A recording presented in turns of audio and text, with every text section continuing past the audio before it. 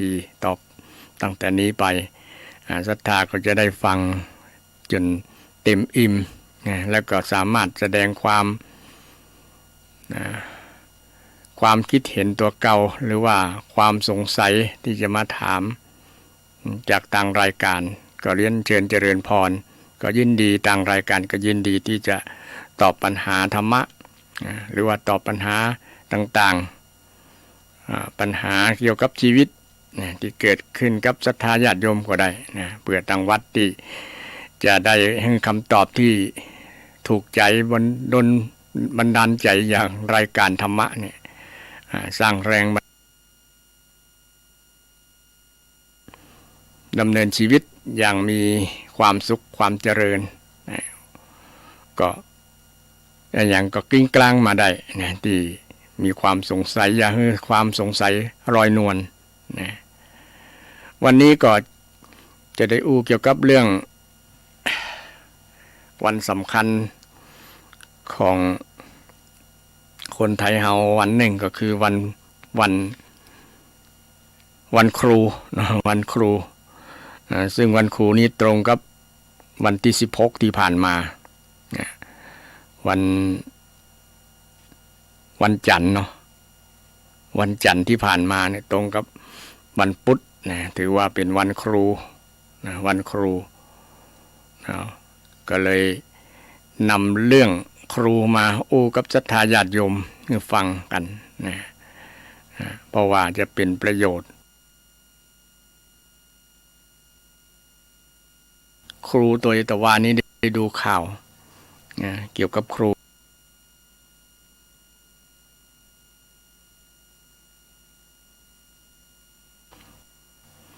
ได้ให้ความ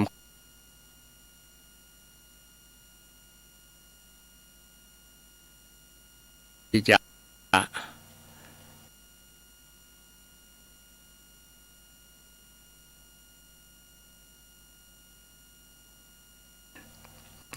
คนเราถ้าบ่มีครูนี้ก็จะบ่ได้รับการพัฒนา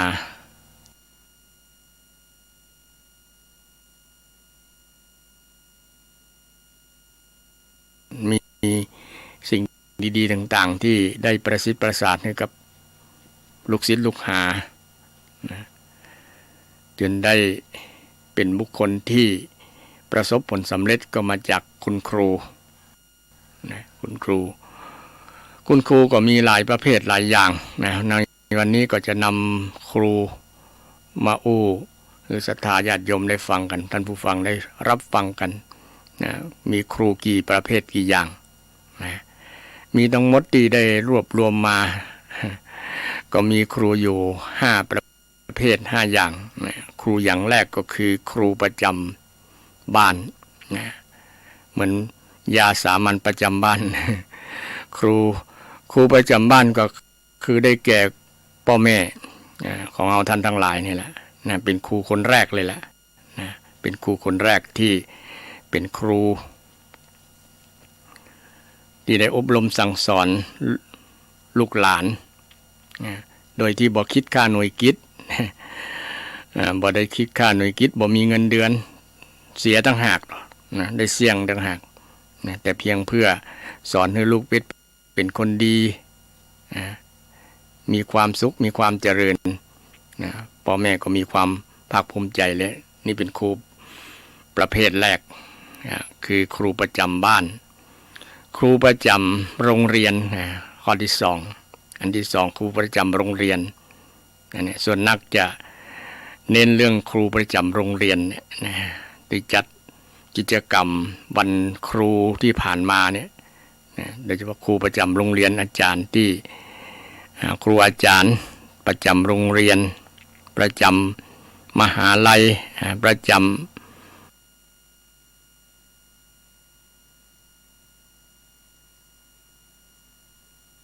ปีได้อยู่ใกล้ชิดอยู่นักกว่าพ่อแม่ต่างหากยิ่งปัจจุบันนี้สังคมปัจจุบันเนาะมอบ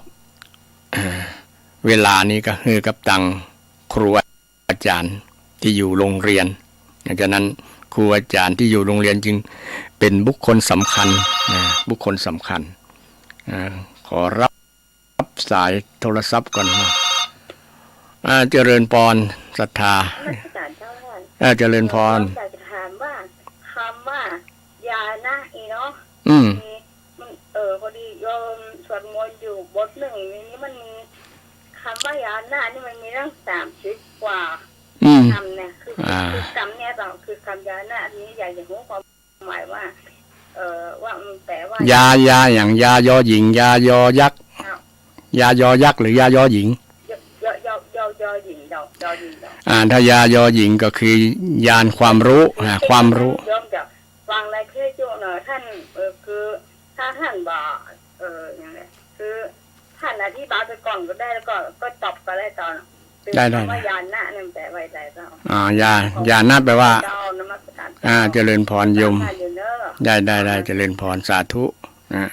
ก็มีโยมสนใจเกี่ยวกับเรื่องศัพท์บาลีเนาะมาถามว่าคำว่ายานะก็ขั้นตอนข้ามขั้นตอนก็ได้มาตอบปัญหาก่อนก็เรื่องครูต่อเนาะซึ่งยานยานยอหญิงสระอานอนเนนแปลว่า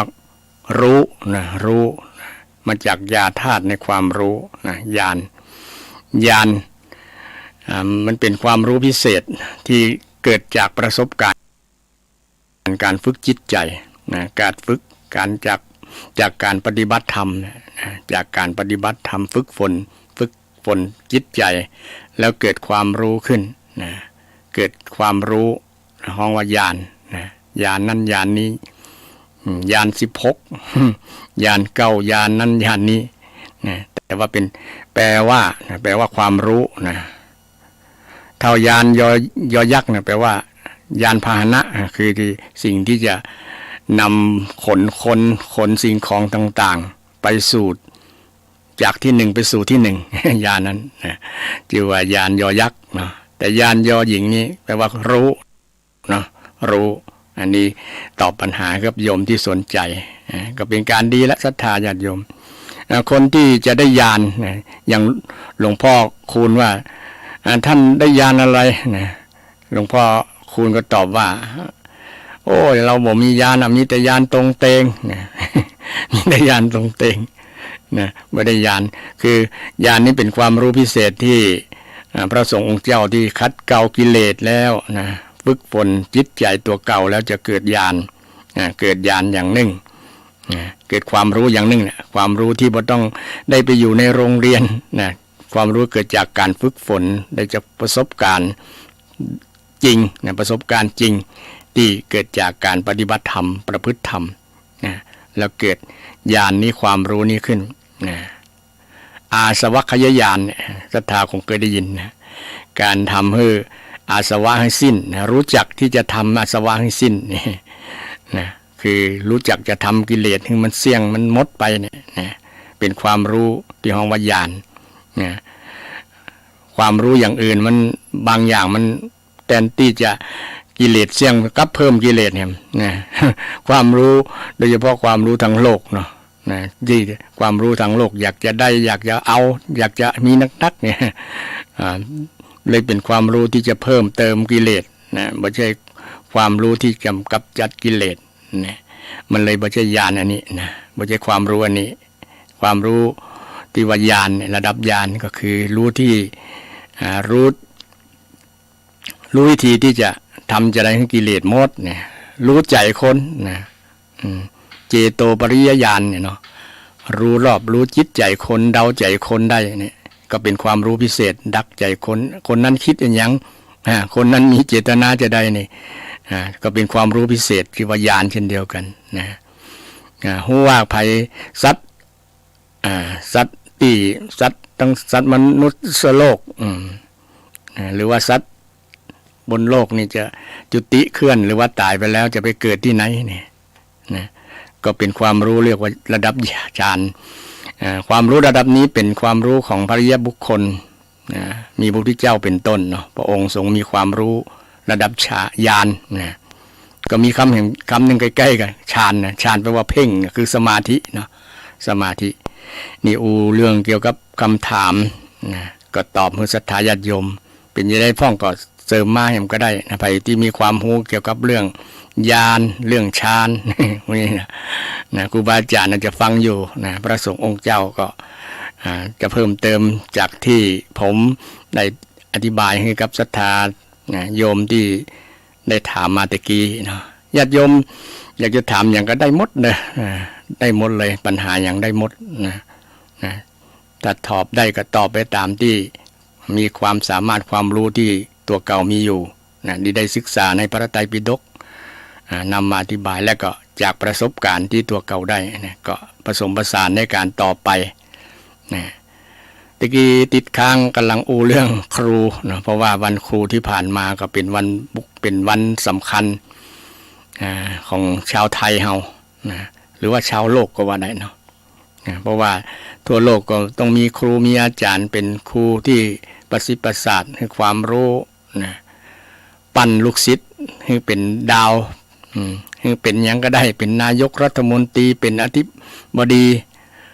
เป็นประธานาธิบดีก็มาจากนี่คุณครูทั้งหลายเนี่ยตะกี้ได้อู้เรื่องคุณครูประจำโรงเรียนคุณครูประจำโรงเรียนประจำมหาลัยประจำสถานที่ศึกษาต่างๆเนี่ยต้องมีครูอาจารย์นะทุกสิ่งทุกที่มีบุคคลผู้รู้นะบุคคลผู้รู้ต้องมีลูกศิษย์ลูกหาที่มาศึกษาเอาความรู้จากครูบาอาจารย์นะครูบาอาจารย์นั้นก็ชื่อว่าครูประจำโรงเรียนประจำสถานที่การศึกษาสถานที่การศึกษาซึ่งเขาคือคำนิยามความหมายของคำว่าครูเนาะเป็นบอกว่าเป็นแม่พิมพ์ของชาติหรือว่าพิมพ์แห่งชาตินะแม่พิมพ์นะสากำเมืองพิมพ์เนาะพิมพ์ออกมาจะได้ลูกก็ออกมาจะอัน เป็นพิมพ์เป็นแบบนะ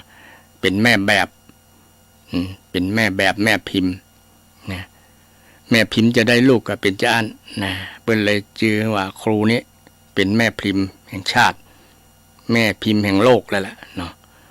เป็นแบบอย่างเป็นต้นแบบเป็นต้นแบบของคนหลายๆคนคนทุกคนนั่นแหละนะเป็นต้นแบบแล้วก็เป็นเปรียบเหมือนเรือจ้างคุณครูเปรียบเหมือนเรือจ้างเป็นเรือจ้างนี้รับจ้างคนจากฝั่งนี้ไปถึงฝั่งโน้นพอถึงฝั่งแล้วก็จบหน้าที่แล้วนะส่งให้ลูกศิษย์ได้ศึกษาลูกศิษย์เลยมีความรู้ความสามารถที่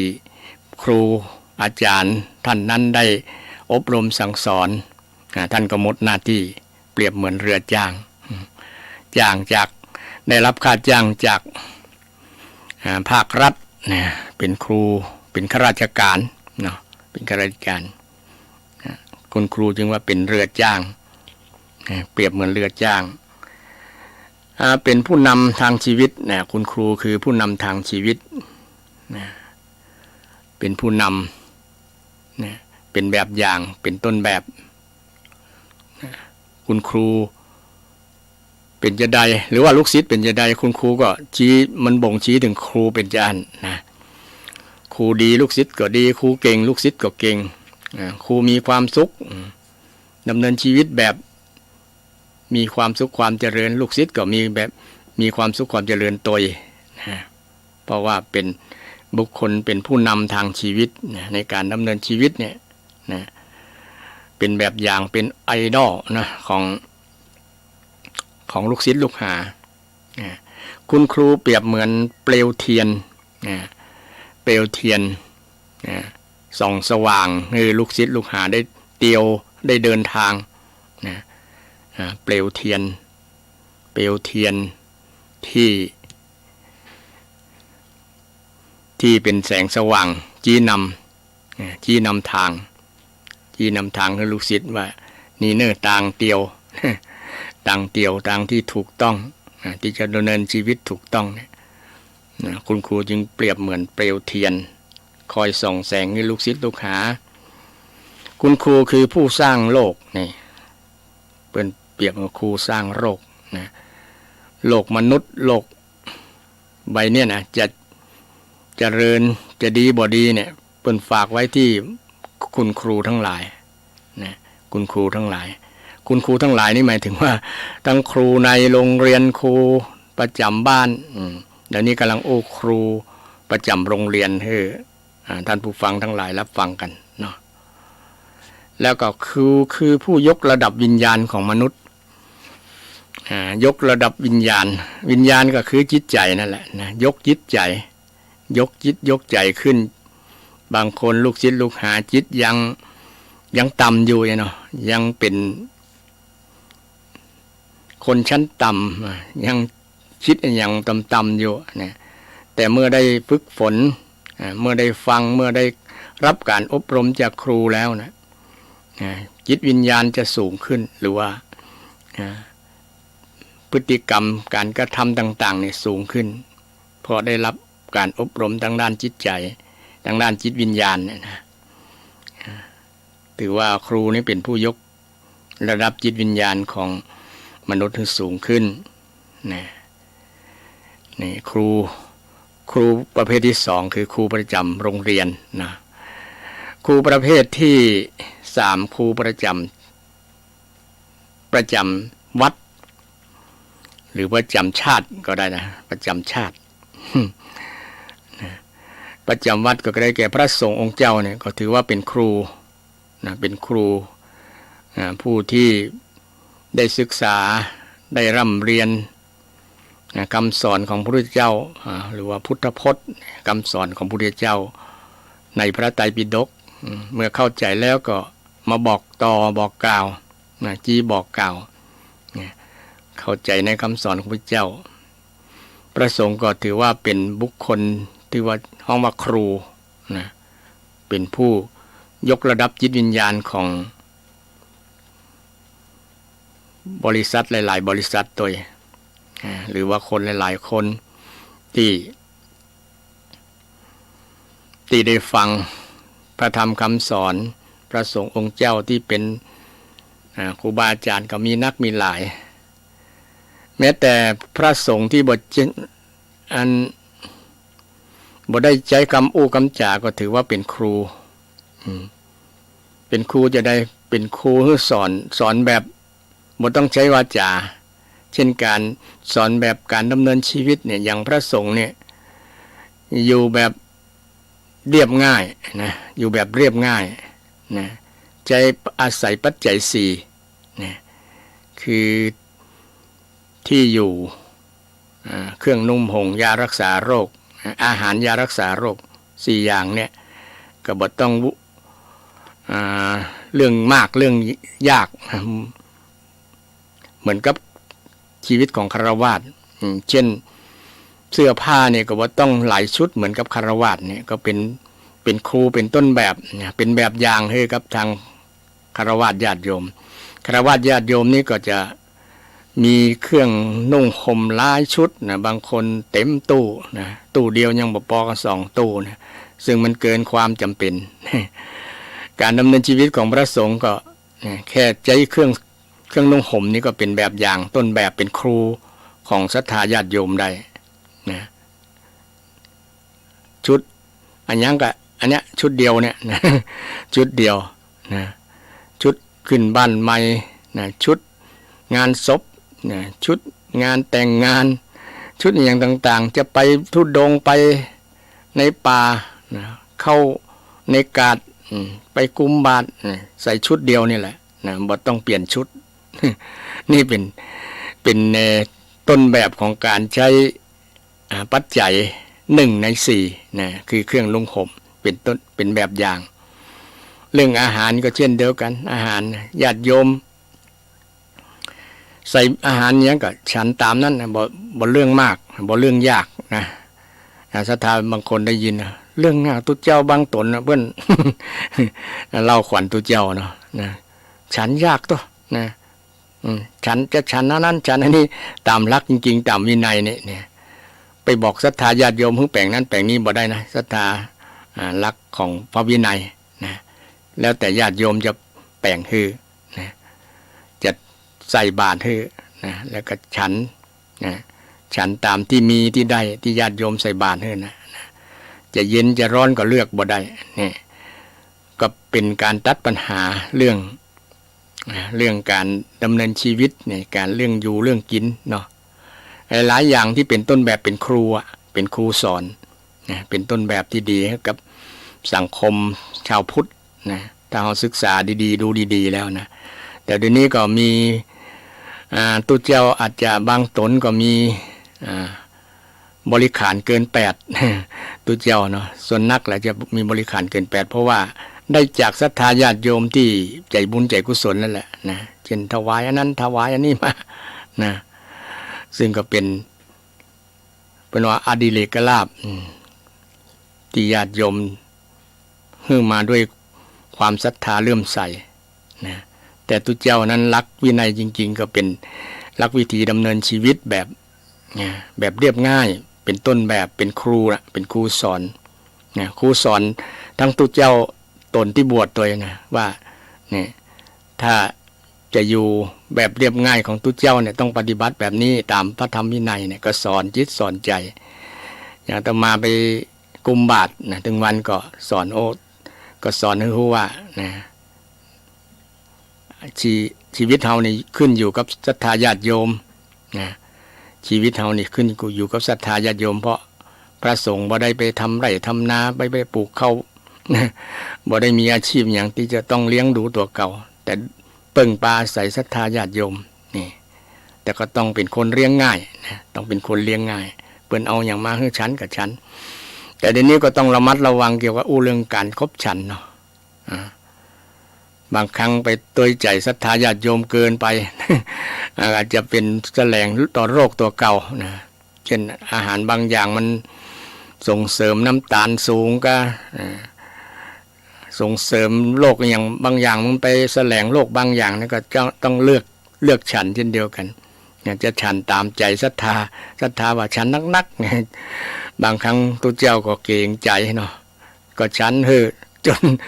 มันไม่ได้รับผล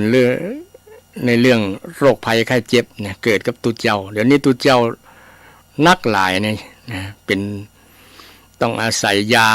ญาติโยมยาความดันเบาหวานไขมันอย่างต่างๆเกิดจากการเนี่ยแหละนะเกิดจากการเอาใจศรัทธา เกินไปนะบ่ระมัดระวังบ่ยึดหลักปัจจัย4นะพุทธเจ้าพิจารณาเรื่องปัจจัย4เพราะมันเป็นวิถีชีวิตที่จะเรียบง่ายที่จะมีความสุขอยู่แบบง่ายๆบ่ยุ่งยากบ่มีพิธีรีตองอย่างนะนี่การดำเนินชีวิตของตุเจ้าเป็นครูนะญาติโยมเป็นครูของศรัทธานะการบิณฑบาตก็สอนให้ศรัทธาญาติโยมรู้ว่าคนเฮาก็ถ้าอยากมีอยู่ไม่กินก็ต้องบิณฑบาตอย่างศรัทธาอย่างตุเจ้านะจะต้องทำงานนั่นแหละต้องทำงานก็เป็นการสอนตุเจ้าด้วยถ้าตุเจ้าอยากจะมีฉันก็ต้องไปบิณฑบาตไปกุมบาตรนะแต่เดี๋ยวนี้บางวัดบางวาอาจจะไม่ได้กุมนะมีศรัทธาญาติโยมที่ใจบุญใจกุศลเป็นห่วงตุเจ้ากลัวตุเจ้าเราจะลำบากอยู่กับวัดนะแป่งกับข้าวกับปลามาส่งหรือว่าส่งเข้ามืออย่างประมาณนั้นนะเก็บสตางค์กันแล้วคือแม่บ้านมาแป่งกับข้าวกับปลาหรือว่าคนในวัดนะแป่งกับข้าวป่าถวายในวัดนะตุเจ้าบ่ต้องกุมบาตรต้องบิณฑบาตละลำบากนะตุลุงก็แก่แล้วเตียวลำบากแล้วนี่เป็นต้นศรัทธาก็เอ็นดูสงสารตุลุงนะประมาณนั้นเลยบอกบิณฑบาตบอกกุมบาตรก็เลยบางครั้งมันก็เสียจิตวัตรในการบิณฑบาตไปนะบิณฑบาตเป็นหน้าที่ของพระสงฆ์แล้วก็เป็นการดำเนินชีวิตให้เป็นแบบอย่างนะเป็นครูของชาวพุทธทั้งหลายนะการ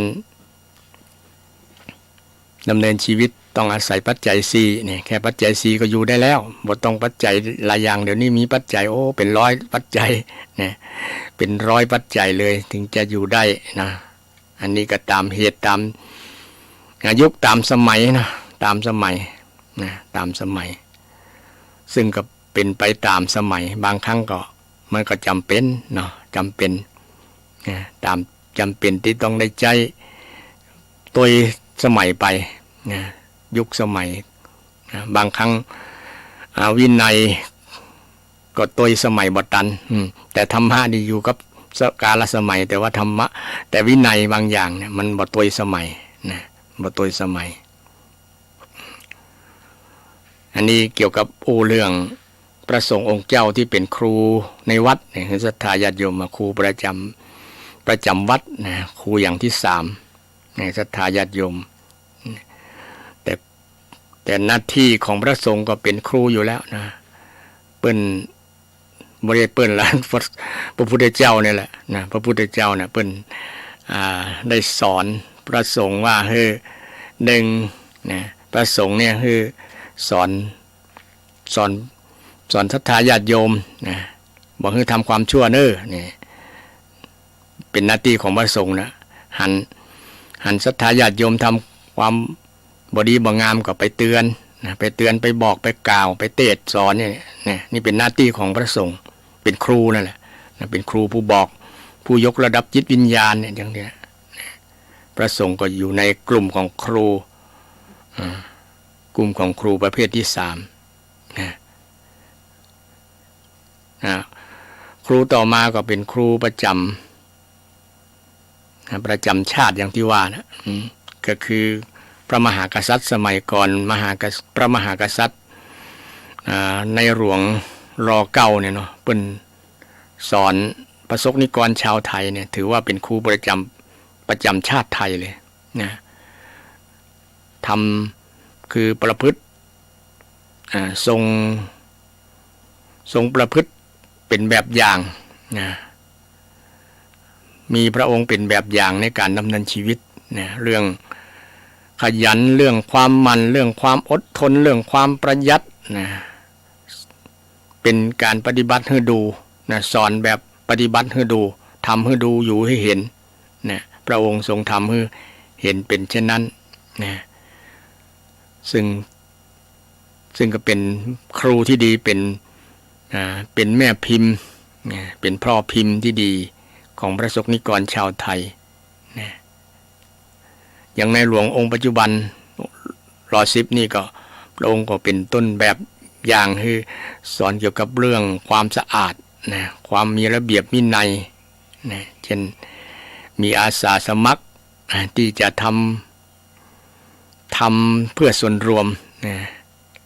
เช่นเดี๋ยวนี้กรุงเทพเนี่ยจะสะอาดหลายๆที่หลายๆแห่งนะคลองแสนแสบก้าคลองอย่างต่างๆเนาะสะอาดเนี่ยเพราะมาจากบุคคลต้นแบบที่มีความดำริที่จะสอนให้คนดูแลรักษาความสะอาดมีระเบียบวินัยมีกฎระเบียบต่างๆนะพระองค์ทรงเป็นต้นแบบที่ดีให้กับพระสงฆ์นิกรชาวไทยนี่ก็ถือว่าเป็นครูประจำชาติไทยของเราครูประจำต่อมาครูประจำโลกนี่ครูประจำโลกนี้ก็ได้แก่พระสัมมาสัมพุทธเจ้าเพราะพระองค์เป็นบรมครูบรมปรมาเนี่ยแปลว่ายิ่งใหญ่นะประเสริฐยิ่งบวรนะบรมประมังเป็นบรมครูเป็นยอดของครูนะครูของโลกเลยไม่ใช่ครูของเฉพาะชนชาติใดภาษาใดท่านเป็นต้นแบบเป็นบุคคลที่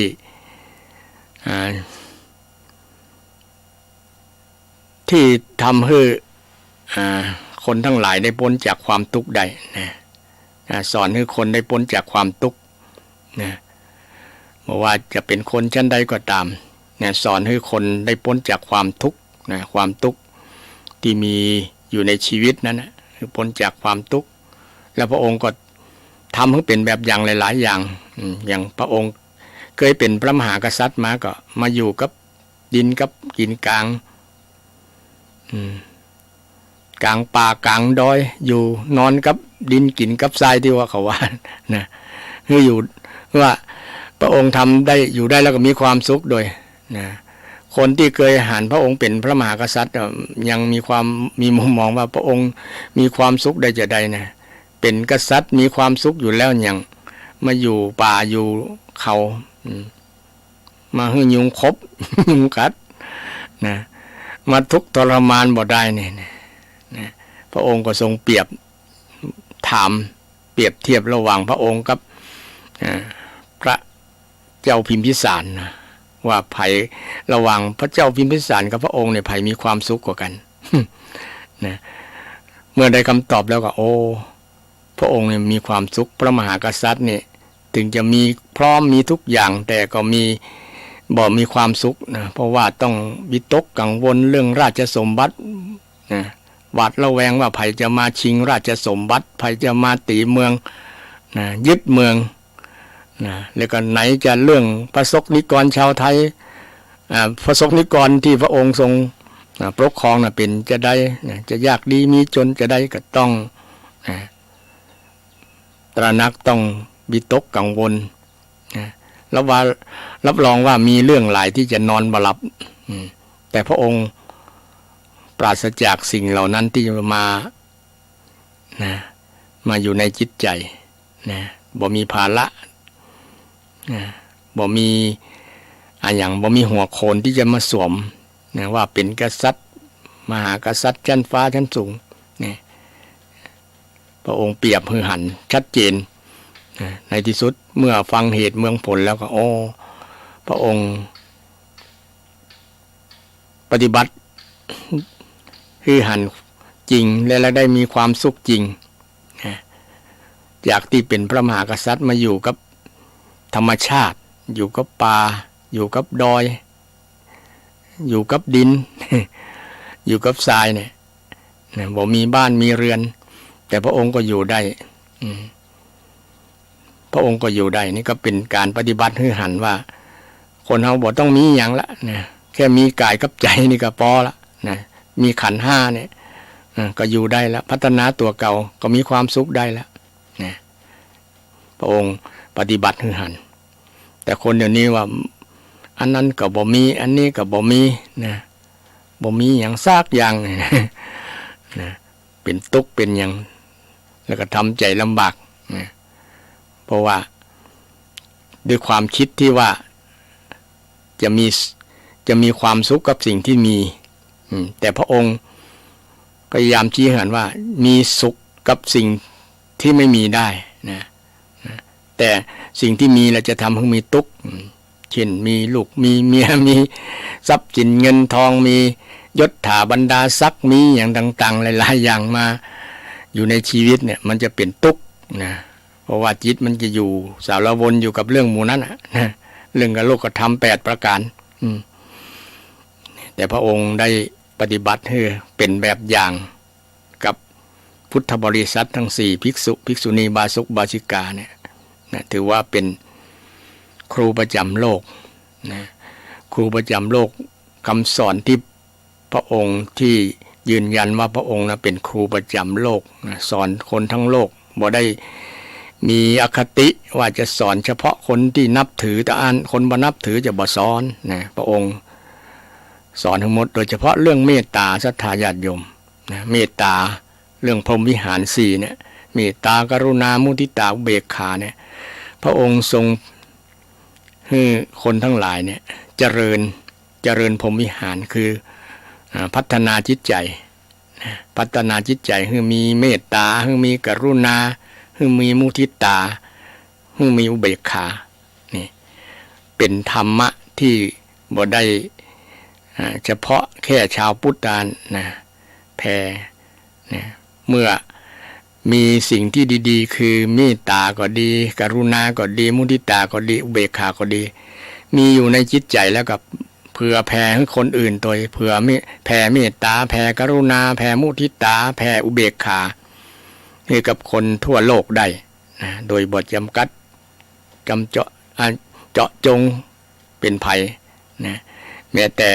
คนที่เป็นอริคตูกันเนี่ยก็แผ่ให้นะมันจะเป็นผลดีคำสอนของพระองค์ก็เป็นสากลบ่ได้เฉพาะเจาะจงกับไผ่กับ คนศาสนาใดนะเป็นสากลหมดนะธรรมะที่พุทธเจ้าได้ตรัสรู้ก็เป็นสากลเป็นสิ่งที่มีอยู่แล้วแต่พระองค์ได้ไปค้นพบไปตรัสรู้ไปตรัสรู้สิ่งที่เป็นความจริงนั้นนะแต่คนอื่นหันที่หลังนะโดยเฉพาะสาวกพระองค์หันคนแรกนะหันด้วยจิตด้วยใจของพระองค์หันด้วยปัญญาสติปัญญาหันด้วยญาณของพระองค์อย่างที่จี้โยมได้ถามนะพระองค์ทรงมีญาณวิชชาจรณะสัมปันโนมีทั้งจรณะสัมปันโนเพราะว่าคุณธรรมของพระองค์เนี่ยมีทั้ง9ประการศรัทธามีทั้ง9ประการ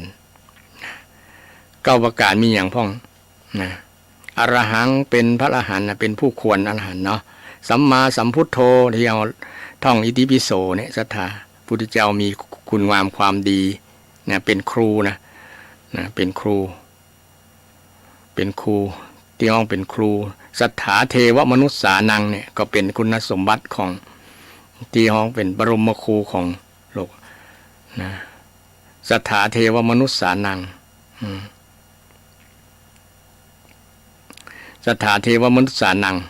เป็นครูผู้สอนของเทวดาและมนุษย์นะไม่ใช่เฉพาะคน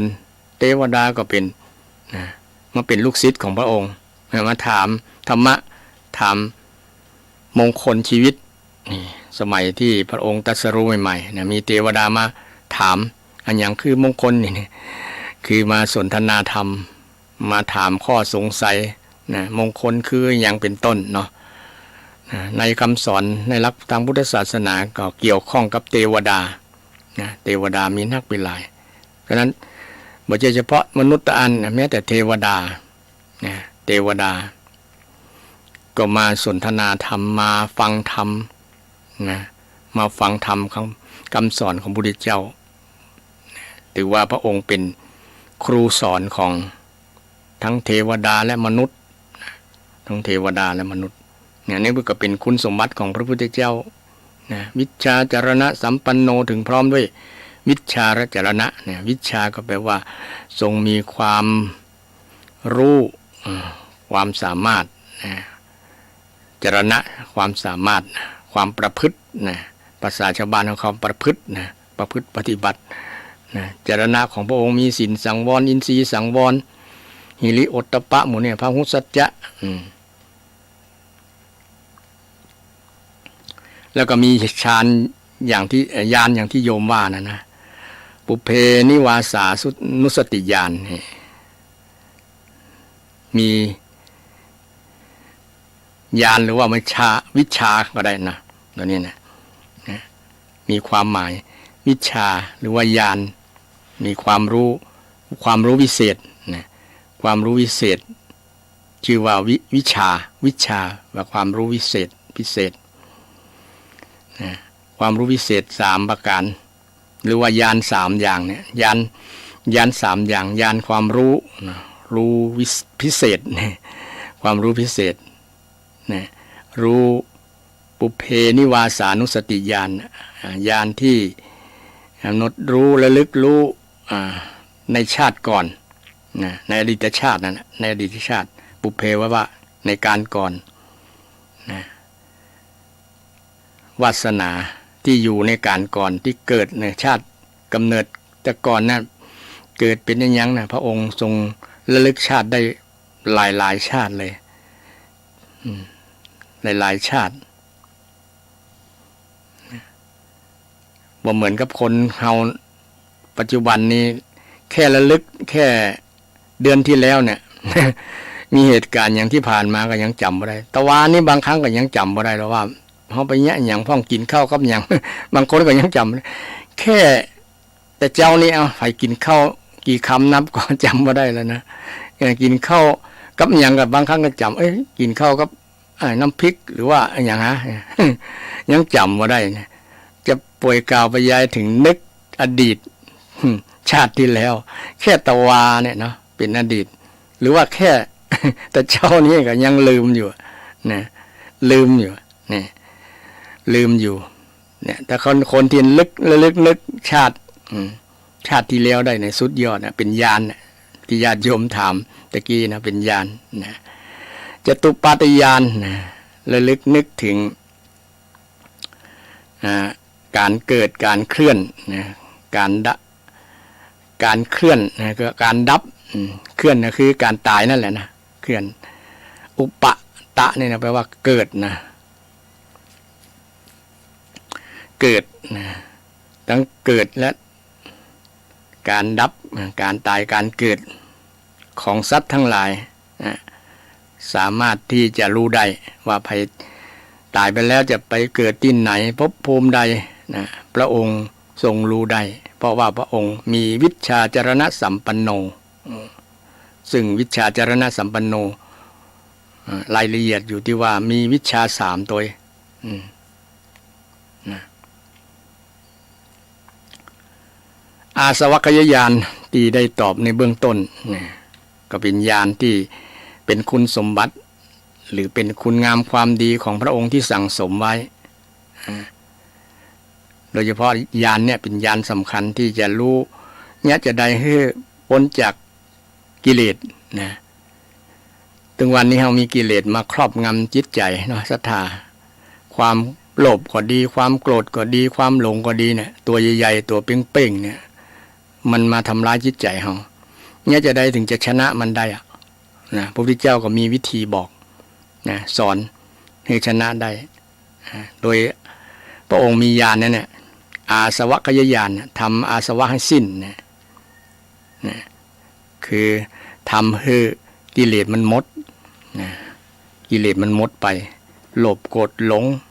ราคะโทสะโมหะสิ่งเหล่านี้ให้มันหมดจากจิตใจเมื่อหมดจากจิตใจแล้วชีวิตก็จะมีความสุขนะถึงวันนี้คนที่มีความทุกข์เพราะว่ามีกิเลสมาทำร้ายจิตใจนะภัยทั้งนั้นแหละญาติโยมทุกคนนะยกเว้นพระอรหันต์ที่เบิ่นหมดกิเลสแล้วนะหมดอาสวะแล้วนะอาสวะสิ่งที่มกมุ่นมกหมมอยู่ในจิตในใจนะที่มันดองที่มันนะอยู่มาตั้งเมินแล้วนะอยู่กู้กับชีวิตเนี่ยนะแต่เมื่อมีบุคคลคนผู้รู้คนหนึ่งที่มีความรู้อาสวะขยญาณนะมีความรู้ที่จะทำกิเลสถึงเสี่ยงก็คือพระพุทธเจ้านะก็เลยมาบอกถ้าอยากให้กิเลสมันเสี่ยงนะทำจะอี้พระพุทธเจ้าได้สอนนี่ความดีงามคุณธรรมของพระองค์เนี่ยโดยเฉพาะเรื่องวิชชา3หรือว่าญาณ3นี่ญาณ3ที่พระพุทธองค์ทรงมีนะทรงมีในพระองค์แล้วก็มาบอกให้พุทธบริษัททั้งหลายภิกษุภิกษุณีบาศกบาสิกาให้ดำเนินตามคำสอนของพระองค์นี่เป็นความรู้พิเศษและเป็นครูพิเศษที่สอนบ่มีในมหาลัยใดเลยญาติโยมสอนให้คนหมดจากกิเลสเนี่ยมีแต่พระพุทธเจ้าเท่านั้นนะในโลกเนี่ยบ่มีแล้วซ้อหาครูคนใดสอนโรงเรียนไหนสอนวิธีที่จะให้คนโลภหมดบอกให้มีความโลภโรงเรียนไหนที่จะสอนเวลาความโกรธมันเกิดขึ้นกับจิตใจแล้วความโกรธมันเสี่ยงไปเนี่ยมีโรงเรียนไหนสอนพ่องมหาลัยในสอนพ่องเนี่ยมีแต่พุทธศาสนานะเป็นมหาลัยที่สอนเรื่องทำกิเลสถึงเสี่ยงคนเราถ้ายังมีกิเลสอยู่ก็ยังมีทุกข์อยู่นะถ้ากิเลสหมดแล้วนะมันจะเป็นสุขนะจะมีความสุขเช่นสังคมใดมีความโลภนักๆเนี่ยแย่งลูกสิ่งนั้นสิ่งนี้กันแย่งกันทำอย่างเพิ่นว่านะแย่งถิ่นกันอยู่แย่งคู่กันพิศวาสแย่งอำนาจการปกครอง แย่งที่ทำกินแย่งถิ่นกันอยู่แย่งคู่กันพิศวาสแย่งอำนาจกันมาปกครองนี่ถึงวันนี้ก็เป็นลักษณะนั้นนะเป็นลักษณะความโลภมาครอบงำจิตใจอยากจะได้สิ่งที่ตัวเก่าต้องการเป็นเรื่องความโลภทั้งนั้น นะแต่มีโรงเรียนไหนมหาลัยใดพ่องนะที่จะสอนให้คนมาหันแก่ตัวนะหันจิตใจคนอื่นพ่องนะเอาใจเขามาใส่ใจเรานะสอนวิธีจะแบ่งปันนะแบ่งปันความสุขแบ่งปันสิ่งที่ดีให้กันเนี่ยมีแต่มหาลัยของพระพุทธเจ้าเนี่ยศรัทธานะเพราะมีพระองค์เป็นบรมครูเป็นครูเป็นประถมเป็นบุคคลคนแรกในโลกนะเป็นเอกบุรุษนะที่สอนให้คนรู้จักทำอาสวะให้สิ้นนะกิเลสให้มันเสี่ยงมันสิ้นไปมันหมดไปนะถ้ามันยังมีอยู่มันก็ยังมีความทุกข์อยู่พระพุทธองค์มองหันมีทัศนะแบบนั้นนะฉะนั้นพระองค์จึงมีคำสอนให้ชาวพุทธทั้งหลายได้ปฏิบัติตามโดยเฉพาะมรรคมีองค์8เนี่ยได้อู่กับศรัทธาท่านผู้ฟังบ่อยๆนะเกี่ยวกับมรรคมีองค์8ให้เป็นข้อปฏิบัติที่จะหลุดพ้นจากความทุกข์หลุดพ้นจากกิเลสทั้งหลายที่มันเกิดขึ้นที่มันมีอยู่ในจิตใจของคนเรานี่แหละเราถือว่าโชคดีศรัทธาท่านผู้ฟังเรามีครูบรมครูคือพระพุทธเจ้าครูประจำโลกเนี่ยนะครูประเภทที่4ครูประจำโลกถือว่าเป็น สิ่งที่โชคดีที่เราเกิดมาพระพุทธศาสนาได้มาพบครูประจำโลกนะบรมครูถึงแม้พระองค์จะเสด็จดับขันธ์ปรินิพพานไปแล้วภาษาชาวบ้านก็คือว่าได้เสียชีวิตไปแล้วได้ตายแล้วนะตายทั้งกิเลสตายทั้งเบญจขันธ์นะแต่เหลือความเป็นพุทธะอยู่นะคือคุณธรรมของพระพุทธองค์คำสอนของพระพุทธองค์ยังเป็นอมตะคือคำสอนที่ถูกต้องโดยเฉพาะอริยสัจสี่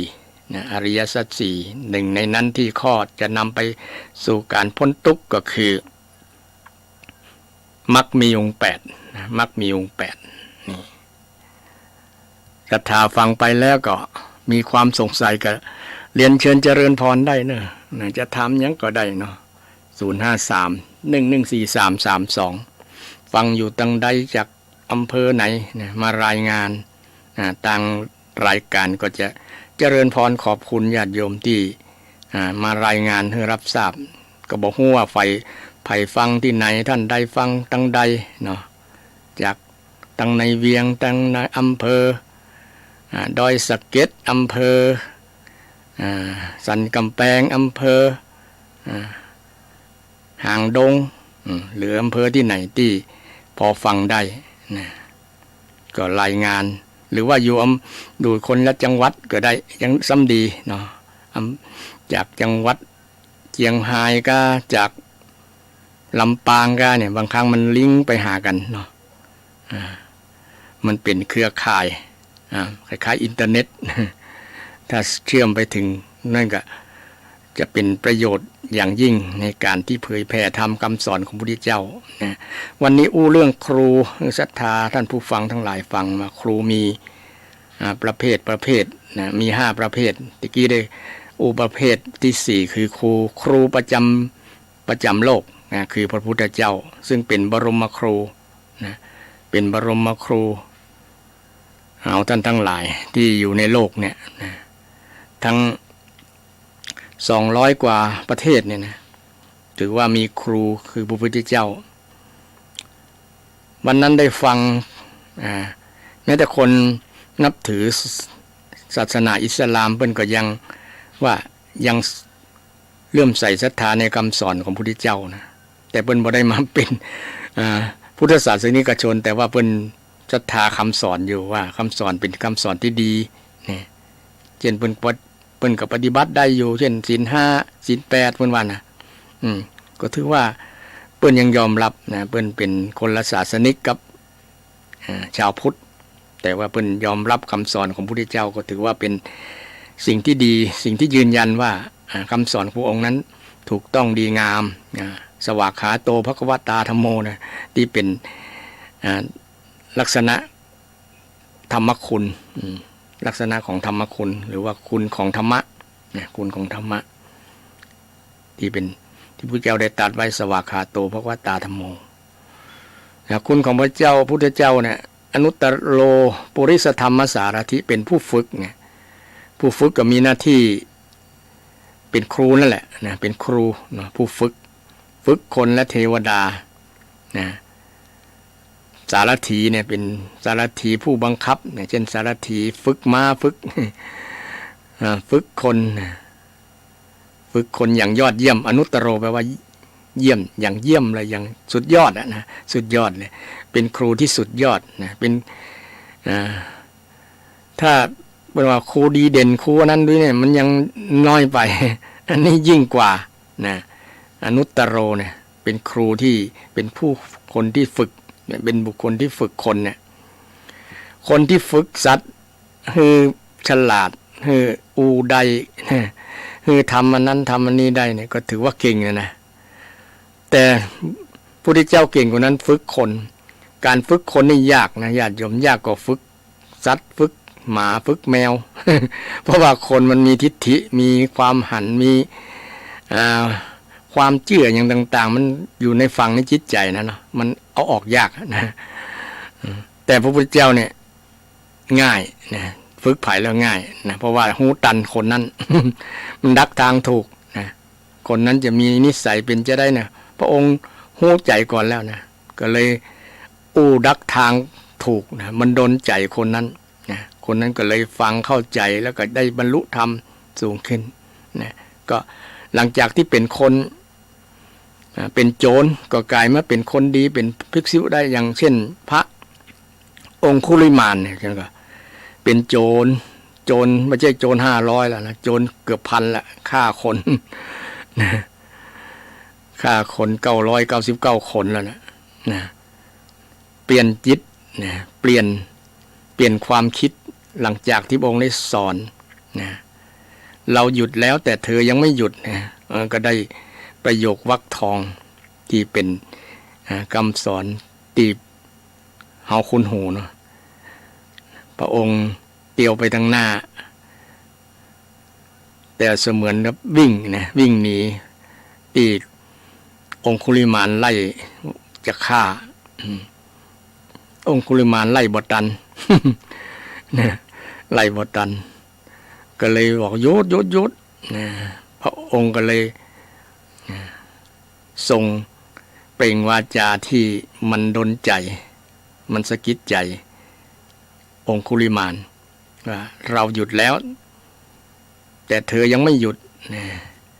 อันนี้ประโยคเนี่ยมันปิ้งขึ้นมาเลยนะแล้วยังมองว่าพระพุทธเจ้าว่าเป็นคนซัปเปอรี่หรือว่าพูดโกหกนะตัวเก่ายังเตี้ยวอยู่ยังว่าหยุดบ่หยุดยังว่าหยุดแล้วยังว่าหยุดแล้วเราหมายความว่าเราหยุดทำบาปแล้วแต่ท่านยังไม่หยุดนี่พอประโยคนี้มันนั่นเลยนะปิ้งเลยนะซึ่งเป็นบุคคลที่ฝึกคนด้วยใช้ระยะเวลาไม่กี่นาทีนะจากคนที่เป็นโจรกลายเป็นคนมาบวชเป็นพระในวันนั้นเลยในชั่วโมงนั้นเลยนะเอาดาบวางถวายดาบไว้ที่พระบาทของพระองค์ของพระพุทธเจ้าแล้วก็กล่าวถึงพระพุทธพระธรรมพระสงฆ์เป็นสรณะพระองค์เป็นสรณะพระองค์ก็ให้สอนธรรมะให้แก่องคุลิมานนะในการฝึกใจคนเปลี่ยนใจคนได้นะใจคนเคยคิดนะเปลี่ยนความเห็นของคนนะเปลี่ยนทัศนะของคนได้นะโดยคำอู้โดยวิธีการสอนนะวิธีการสอนของพระพุทธเจ้าเนี่ยแจ่มแจ้งจูงใจให้กล้าร่าเริงนะแจ่มแจ้งจูงใจให้กล้าร่าเริงนะเป็นคำสอนที่พระพุทธเจ้าได้สอนนะในใจหลักนี้นะแจ่มแจ้งบทคุมเครือชัดเจนแล้วก็จูงใจนะจูงใจให้ทำตัวให้ทำตามแล้วก็ให้กล้าทำดีนะกล้าทำดีบ่ต้องกลัวทำดีแล้วไม่ต้องกลัวไม่ต้องกลัวใครเพราะว่าดีจะปกครองเราเองนะเพราะว่าดีนี่เป็นธรรมะที่มีความคุ้มครอง นะคุ้มครองบุคคลที่ทำดีนะทำดีแล้วไม่ต้องกลัวทำดีกล้าทำเลยนี่ทำให้คนฟังแล้วมีใจนะกล้าที่จะทำความดีนะแล้วก็ร่าเริงมีความบันเทิงใจสบายใจนะเมื่อฟังทำคำสั่งสอนของพระพุทธเจ้านะอย่างพระองคุลิมานเนี่ยนะให้เหตุผลไปก็ห้างให้ไปแล้วว่าเสียใจที่ได้ประพฤติตัวปฏิบัติตัวในอดีตที่ผ่านมาพระองค์บอกว่าอดีตมันผ่านมาแล้วมันต้องไปนึกอย่างมันนักนะเพราะว่ามันแก้ไขบ่ได้แล้วนะแต่ปัจจุบันนี่สำคัญอนาคตก็ยังมาถึงเด้อนะก็ยังไปอย่าไปวิตกมันนะทำปัจจุบันนี่คือดีพอแล้วนะดีพอแล้วฉะนั้นพระองค์จึงชื่อว่าเป็นบรมครูนะครูประจำโลกนี่ครูที่5ครูประเภทที่5ครูประจำวันครูประจำวันได้แก่อย่างศรัทธาได้แก่ประสบการณ์ชีวิตต่างๆเนี่ยทุกสิ่งทุกอย่างที่มาประสบกับชีวิตของเราบอกว่าจะเป็นความทุกข์ก็ดีความสุขก็ดีนะความผิดหวังก็ดีนะความสมหวังก็ดีเนี่ยมันเป็นครูสอนได้หมดนะว่าจะเป็นความแก่ความเจ็บความตายก็ดีเนี่ยเป็นครูหมดนะศรัทธานะสิ่งเหล่านี้เป็นครูประจำวันประจำชีวิตของเรานะประจำชีวิตของเราเป็นสิ่งที่เราสอนคนที่พิจารณาธรรมแล้วแม้แต่ใบไม้หล่นก็ยังถือว่าเป็นคำสอนนะใบไม้ร่วงนะใบไม้มันแก่มันมีเหตุปัจจัยคือมันแก่มันก็ร่วงธรรมดาเหมือนกับชีวิตของคนก็เหมือนกันนะมีแก่ก็มีเจ็บมีหล่นมีร่วงไปเป็นธรรมดาเนี่ยก็พิจารณาไปก็เข้าใจธรรมชาติเข้าใจธรรมะเนี่ยธรรมชาติมันสอนนะธรรมชาติสอนธรรมชาติของต้นไม้ก็ดีทุกสิ่งทุกอย่างที่เราประสบกับชีวิตเนี่ยถือว่าเป็นครูทั้งนั้นเลยแม้แต่ละอ่อนก็ยังถือว่าเป็นครูนะเป็นครูบางครั้งละอ่อนนี้เป็นครูเฮาได้จะได้นะบางครั้งเขาอาจจะมีภูมิธรรมสูงบางอย่างนะเอาภูมิธรรมอ่อนกว่าเขานะสอนให้เราได้สตินะได้ความคิดดีๆก็มีหลากหลายนะอย่าไปพึงประมาทว่าละอ่อนนี้เกิดที่หลังบ่มีความรู้บ่มีประสบการณ์ฟันยังไม่สิ้นกินน้ำนมเนี่ยสมัยพุทธกาลนี่ก็มีละมีสามเณรที่เป็นพระอรหันต์แต่มีคนหนึ่งมีตุเจ้าตนหนึ่งที่บวชแก่แล้วก็ไปดูถูกดูแคลนว่าสามเณรองค์นี้เนี่ยเป็นผู้ที่บ่มีคุณสมบัติหยังครับผมครับขอบคุณครับผมเจริญพรนิยมครับ เนี่ยศรัทธาไผก็เป็นครูเฮาได้นะทุกสิ่งทุกอย่างเป็นครูประสบการณ์ต่างๆที่ผ่านมาเนี่ยเป็นครูสอนให้รู้ทั้งดีบ่ดีแหละเป็นครูสอนให้รู้นะทีนี้อยู่ที่จิตใจเฮาจะนำสิ่งเหล่านั้น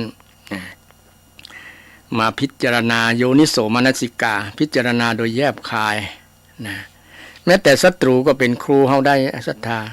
นะก็เป็นครูว่าถ้าบ่มีคนนี้มาเป็นศัตรูนะอย่างพระพุทธเจ้านะมีเจ้า เทวทัตนะมีพระเทวทัตเนี่ยนะถือว่าเป็นศัตรูกับพระพุทธเจ้านะถ้าบ่มีเทวทัตเนี่ยนะมีครูบาอาจารย์หลายรูปหลายท่านว่าพระพุทธเจ้าอาจจะไม่ได้เป็นตรัสรู้ก็ได้ เพราะว่าเป็นบุคคลที่สอนให้มีความอดทนขันติอดทนอดกลั้นสอนให้มีสติยับยั้งชั่งใจชั่งความคิดอย่างต่างๆนะซึ่งมีคุณธรรมซึ่งจะทำให้คุณธรรมหลายๆอย่างมันเจริญขึ้นนะกับคนที่มองว่าเป็นอริศัตรูกันนะถ้าไผมีคนที่จังที่ว่าที่อย่างนั้นนะ บางครั้งต้องมีมุมมองใหม่เปลี่ยนมุมมองใหม่ว่าอันนั้นน่ะอาจจะเป็นครูสอนให้เรามีความอดกลั้นอดทนมีขันติธรรม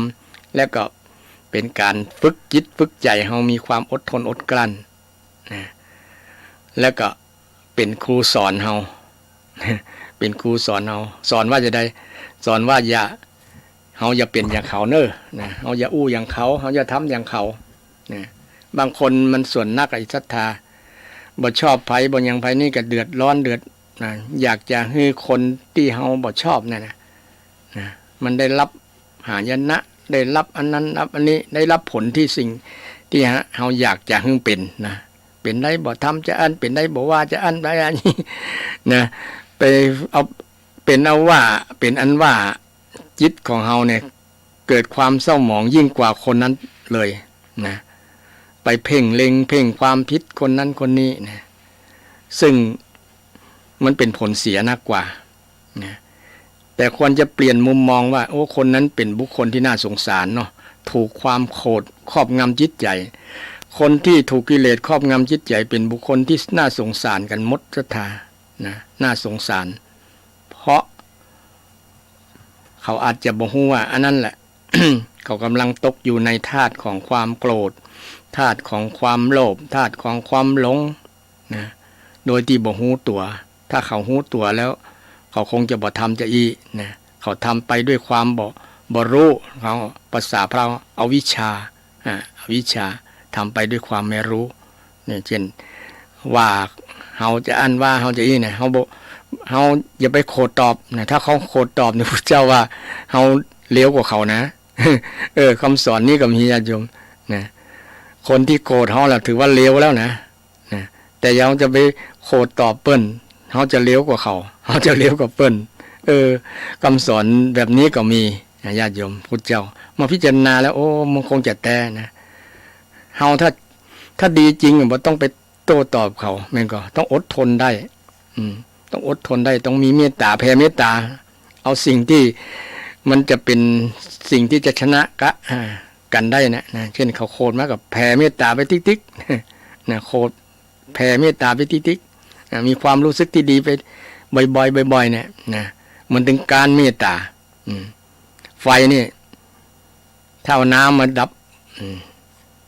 น้ำดับนักๆเนี่ยมันจะบ่ไหม้แล้วมันจะดับละมอดละแต่น้ำน้อยนะน้ำน้อยกับย่อมแพ้ไฟเนี่ยเนาะคือเมตตายังบ่พอแต่ต้องแผ่บ่อยๆแผ่บ่อยๆแผ่บ่อยๆเหมือนกับน้ำเนี่ยเนาะน้ำใจเนี่ยน้ำใจก็คือน้ำเมตตาศรัทธานี่ฉะนั้นนี่อู้เรื่องครูนะครูประจำวันครูประจำชีวิตของเรานะทุกคนเป็นครูกันหมดเลยนะศรัทธานะเป็นครูของเราได้เรียนรู้อันนี้ครูนี้มีลักษณะนี้เนอะเราจะได้รู้นะเราจะได้รู้นะถ้าครูคนนี้เป็นนี้เราก็จะได้เอาอย่างแบบทำแบบอย่างทำอีกอย่างที่ดีถ้าครูคนนี้เป็นนิสัยบ่ดีอย่างนั้นเขาก็แยกแยะนะเขาก็บ่ควรประพฤติตามอย่างเปิ้นเช่นเปิ้นด่าเปิ้นว่าเขาก็ด่าตอบอย่างเป็นนะนี่แสดงว่าไปเฮียนครูที่บ่ดีละคุณครูที่ว่าร้ายก็ไปว่าร้ายตอบอย่างนี้เนี่ยเขาก็จะได้นิสัยนั้นนะนิสัยนั้นตอบอย่างเคยอู้กับศรัทธาญาติโยมว่าการคบคนพาลเนี่ยนะจริงการคบความพาลนะไม่ใช่คนพาลคนพาลนี้นะถ้าไปห้ามคนพาลเนี่ยคนพาลก็อยู่เต็มหมดแล้วนะจะหาคนที่บ่พาลนี่ลำบากเพราะว่ามันพาลหลายอย่างบางคนก็พาลเกี่ยวกับกำอู้กำจาบางคนก็พาลเกี่ยวกับความคิดบางคนก็พาลเกี่ยวกับพฤติกรรมนะพาลนะเพราะเป็นเรื่องพฤติกรรมการกระทำทั้งนั้นที่อยู่ในบุคคลคนนั้นนะควรที่ยังรังเกียจบ่คบพฤติกรรมบ่เอาพฤติกรรมบ่เอากำอู้บ่เอาความคิดของเขามาเป็นของเฮามาทำแบบอย่างเขานะเพราะนี่แหละคือการบ่คบคนพาลจริงๆศรัทธาคือบ่คบความพาลนะเปลี่ยนจากคนมาเป็นความพาลไม่คบความพาลเพราะว่าคนเขายังอยู่ตัวกันตลอดเนาะ เช่นคนอยู่ในบ้านเนี่ยอาจจะมีใครเป็นพรานสักคน นะพรานนะพรานหาเรื่องนะสามีอาจจะเป็นพรานบางอย่างภรรยาอาจจะเป็นพรานบางอย่างพรานนะพอพานสลาลอลิงนะพรานคือเป็นคนที่ทำไม่ดีพูดไม่ดีคิดไม่ดีเนี่ยความพานอยู่ในคนคนนั้นเราอย่ามาเอาความสิ่งที่บดีนั้นมาเฮียนแบบมาเป็นครู แต่เป็นครูในลักษณะสอนเตือนใจว่าอย่าเป็นอย่างเปิ้ลเนอร์นี่เป็นครูสอนลักษณะดีในสมัยพุทธกาลพุทธเจ้าก็อยู่กับคนพาลหลายแล้วอย่างเทวทัตเนี่ยก็ศรัทธาเทวทัตนี่ก็ถือว่าเป็นคนพาลคิดจะฆ่าพระพุทธเจ้าก็หรอนะแต่ก็ยังอยู่ได้เพราะพระองค์บอกเอานิสัยของเทวทัตมาใจไง นะเทวทัตน่ะคิดจะฆ่าคิดจะทำลายร่างกายนะทำลายทุกสิ่งทุกอย่างที่แม้แต่อยากจะเป็นอย่างเป็นพระพุทธเจ้านะเป็นผู้ปกครองของคณะสงฆ์ยังความคิดนั้นก็เคยเกิดแล้วสมัยที่เทวทัตมาบวชแล้วอยากจะปกครองคณะสงฆ์เสนอเรื่องราวต่างๆเป็นเรื่องเป็นราวแยกสงฆ์กันเนาะว่าภัยที่มีความคิดหันว่าเฮาคิดหันดีก็มาอยู่ตัวเฮา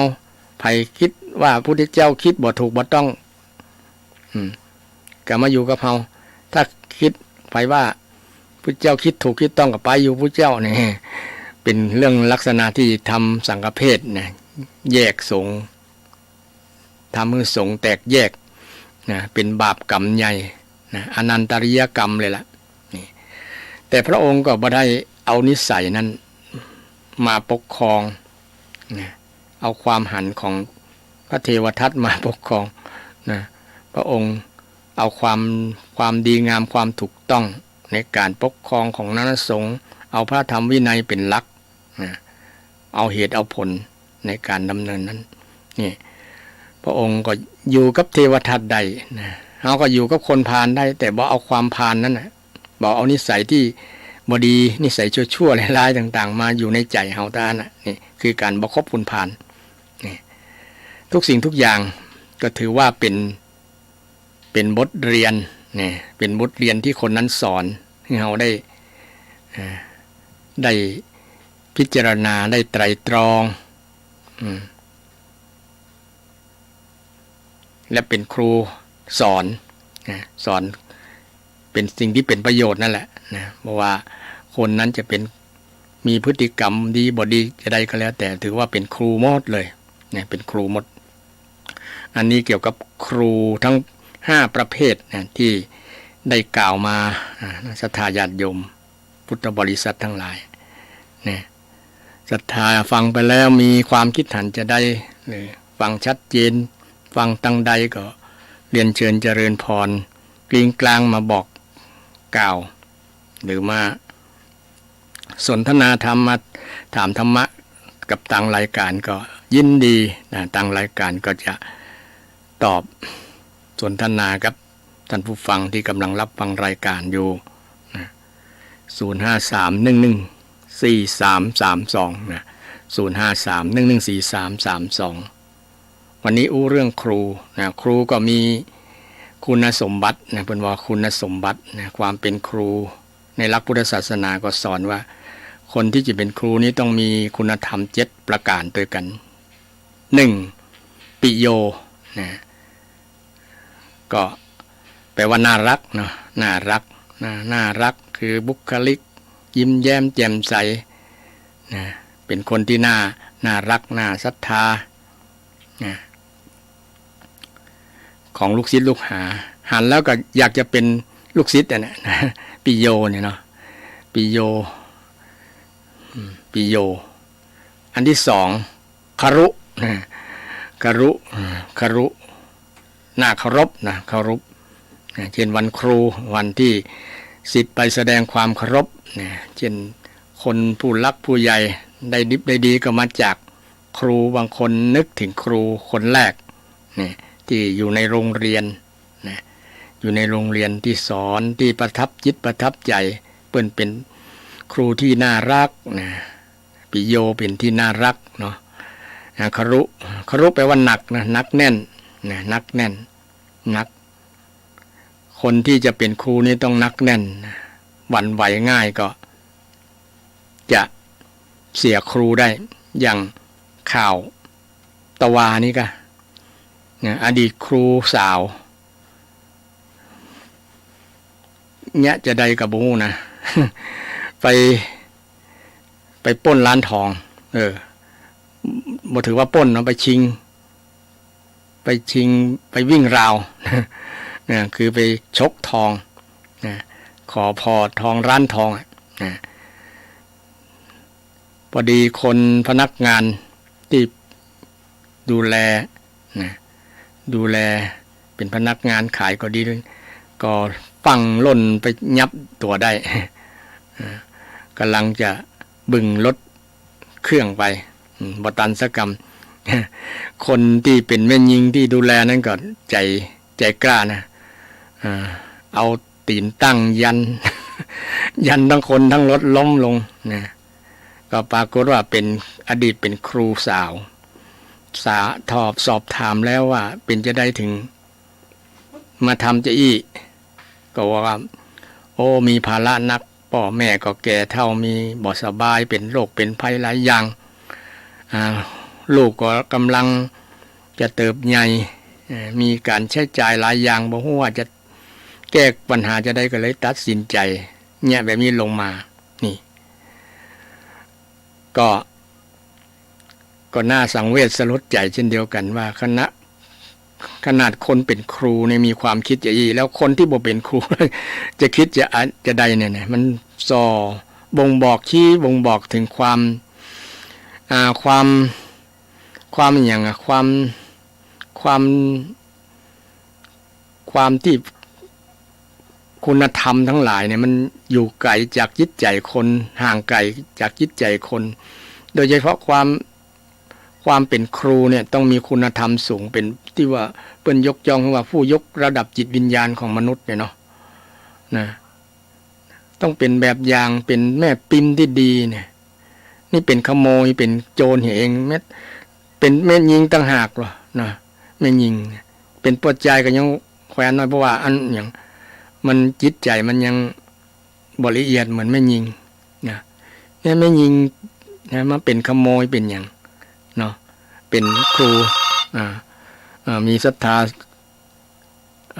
โทรศัพท์เข้าขอรับสายก่อนเนอะเจริญพรไหว้ศาลเจ้าเจริญพรว่าจะกระดูรู้แต่คืนติดพนันออนไลน์อย่าเสียนะโคตรหมดเนาะนั่นแหละค่ะจะได้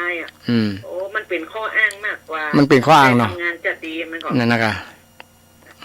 แล้วก็ถ้าเขาโคตรเท่ามาต้องโคตรเนาะแม่นแม่ก็ว่าแม่ทำงานล่ะจ้าปากบาจาอันโคตรคือแม่แป้นแม่กว่าได้ยินลูกตู่ว่ามาเดียวเนี่ยเขาก็ต้องโคตรเขาอยู่เฉยๆเขาดีกว่าแม่นมันเสียสุขภาพจิตเขาบ่ได้แม่เจ้าตอนแรกแม่ก็คิดนักนะโอ้อันห้องวางนี้แม่สุขภาพแม่บ่ค่อยดีเนาะงานมันล่ะจ้ามันโคตรเดินมาโอ้บาจานะแล้วก็นม60 ปานกันถ้าเขาโคตรเนี่ยสุขภาพเขาจะเสียนะเสียตอนแรกแม่ก็คิดนะเข้าก็ดื่มมากินโคตรมานะแต่ลูกตู่มาเทศมาว่าเนี่ยไปกินข้าวเหมือนเดิมต้องโคตรอันนี้มันเป็นคำสอนของพระเจ้าเราไม่ใช่คำสอนอาตมานะว่าแม่เปิ้นพระพุทธเจ้าเปิ้นยังบอกโคตรเปิ้นได้กันยิ้มแม่นยืนเจริญพรแม่นมีคนมันแม่นมีคนมันด่ามาว่าเพิ่นก็ยิ้มต่อจนพระอานนท์ฟังอยู่ข้างๆนะเอาอย่างเงี้ยเดี๋ยวนี้เจริญพรดีละสาธุดีละสาธุนะอยู่ที่ไหนนะแม่สันทรายพี่อย่าสันทรายเนาะฟังประจำเนาะเจริญพรโยมก็โทรมาร่วมรายการว่าได้ดูข่าวอดีตครูสาวที่ไปสร้างคดีเนาะอนาคตเลยดับน่าเสียดายแต่ก็อย่าไปลุมว่าเพิ่นนะเพิ่นอาจจะเป็นครั้งแรก เนาะก็คงจะได้รับการอบรม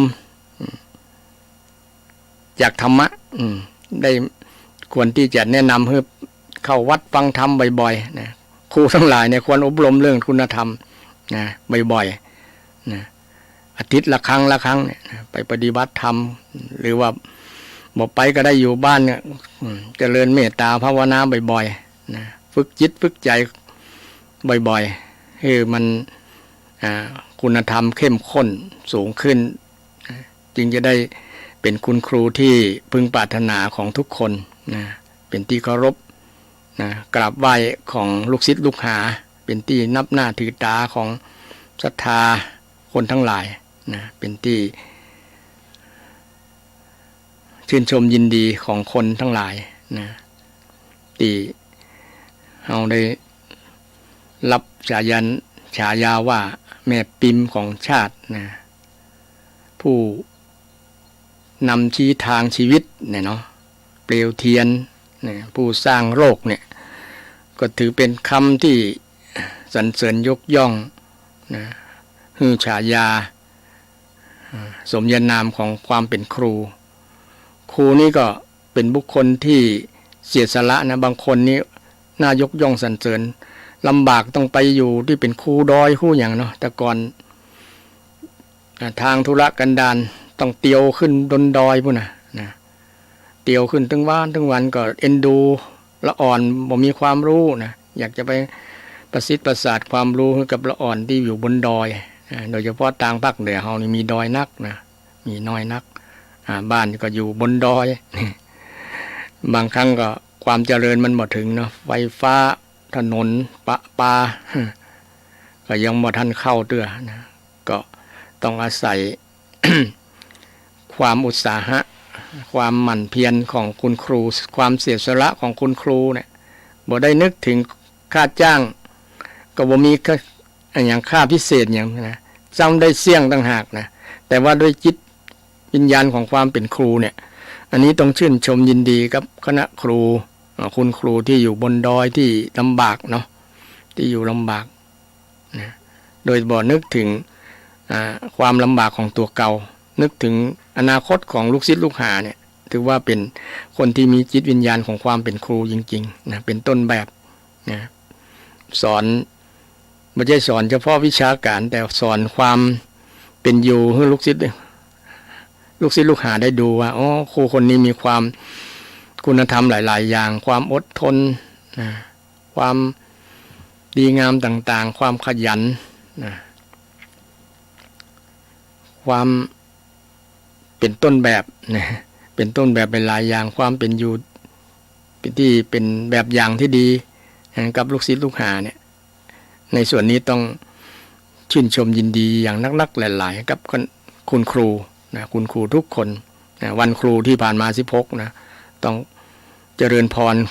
ขอบคุณแทนลูกศิษย์ลูกหาที่ท่านได้เสียสละความสุขส่วนตัวนะถึงแม้จะบ่ได้ค่าจ้างนะคือเงินเดือนเนาะที่เพิ่นบอกเปรียบเหมือนเรือจ้างเนี่ยนะมันบอกคุ้มค่าถ้ามันน้อยไปนะน้อยไปเดี๋ยวนี้ก็มีครูจำนวนนักทีเดียวแหละที่มีหนี้เนาะอู้กันซื่อๆมีหนี้มีสินที่ซึ่งก็จากสภาพสังคมหลายๆที่มันมีเหตุปัจจัยหลายอย่างถ้าทำให้คุณครูต้องกู้หนี้ยืมสินเกิดจากครอบครัวที่ตัวเก่าต้องรับผิดชอบหลายอย่างต้องเลี้ยงน้องเลี้ยงป่อเลี้ยงแม่เลี้ยงตัวเก่ายังพอเลยเลี้ยงครอบครัวตัวเก่ายังเลี้ยงหลายๆคนก็เลยจำเป็นต้องกู้หนี้ยืมสินบ้านบ้านพังก็ต้องมากู้มาแปลงใหม่เป็นหนี้ว่าจนเกษียณก็ยังบ่เสี่ยงแต่นะจ่ายค่าบ้านจ่ายค่ารถนะแต่ส่วนหนึ่งก็เป็นค่านิยมที่สร้างค่านิยมให้เรียนแบบกันนะมันเป็นค่านิยมที่นักเรียนจะเอาอย่าง เพราะว่านักเรียนจะเอาอย่างเหรอนะหันครูนะครูเพิ่นยังมีนั่นมีนี่นะเพิ่นยังมีนี่ได้เนี่ยมันก็เป็นแบบอย่างที่บ่ดี เป็นแบบอย่างที่บ่ดีให้กับศิษย์เนาะเนี่ยพอแล้วครูคนนั้นมึงยังมีหนี้ท่วมหัวนะแล้วพอแล้วครูคนนั้นยังไปปล้น ยังไป วิ่งราวทองร้านนั้นเนี่ยปีก่อนๆก็มีระดับผอ.นะไปปล้นไปอย่างไปฆ่าโอ้นะฟังแล้วก็สั่งเวทสลดหดหู่บุคคลที่จะยกระดับวิญญาณเป็นผู้สร้างโลกเลยนะเป็นผู้สร้างมนุษย์เนี่ยสร้างมนุษย์คือเป็นคนที่มีคุณภาพมีความสุขเนี่ยเป็นคนเก่งดีมีความสุขนะแต่นี่มันมีแต่เก่งเนี่ยดีกับมีความสุขนี่มีน้อย ดีไอ้ที่โดยเฉพาะดีเนี่ยเนาะนะดีเนี่ยมันเริ่มจะเขี่ยมมันเริ่มจะปริมาณมันจะลดน้อยถอยลงเรื่อยๆนะเ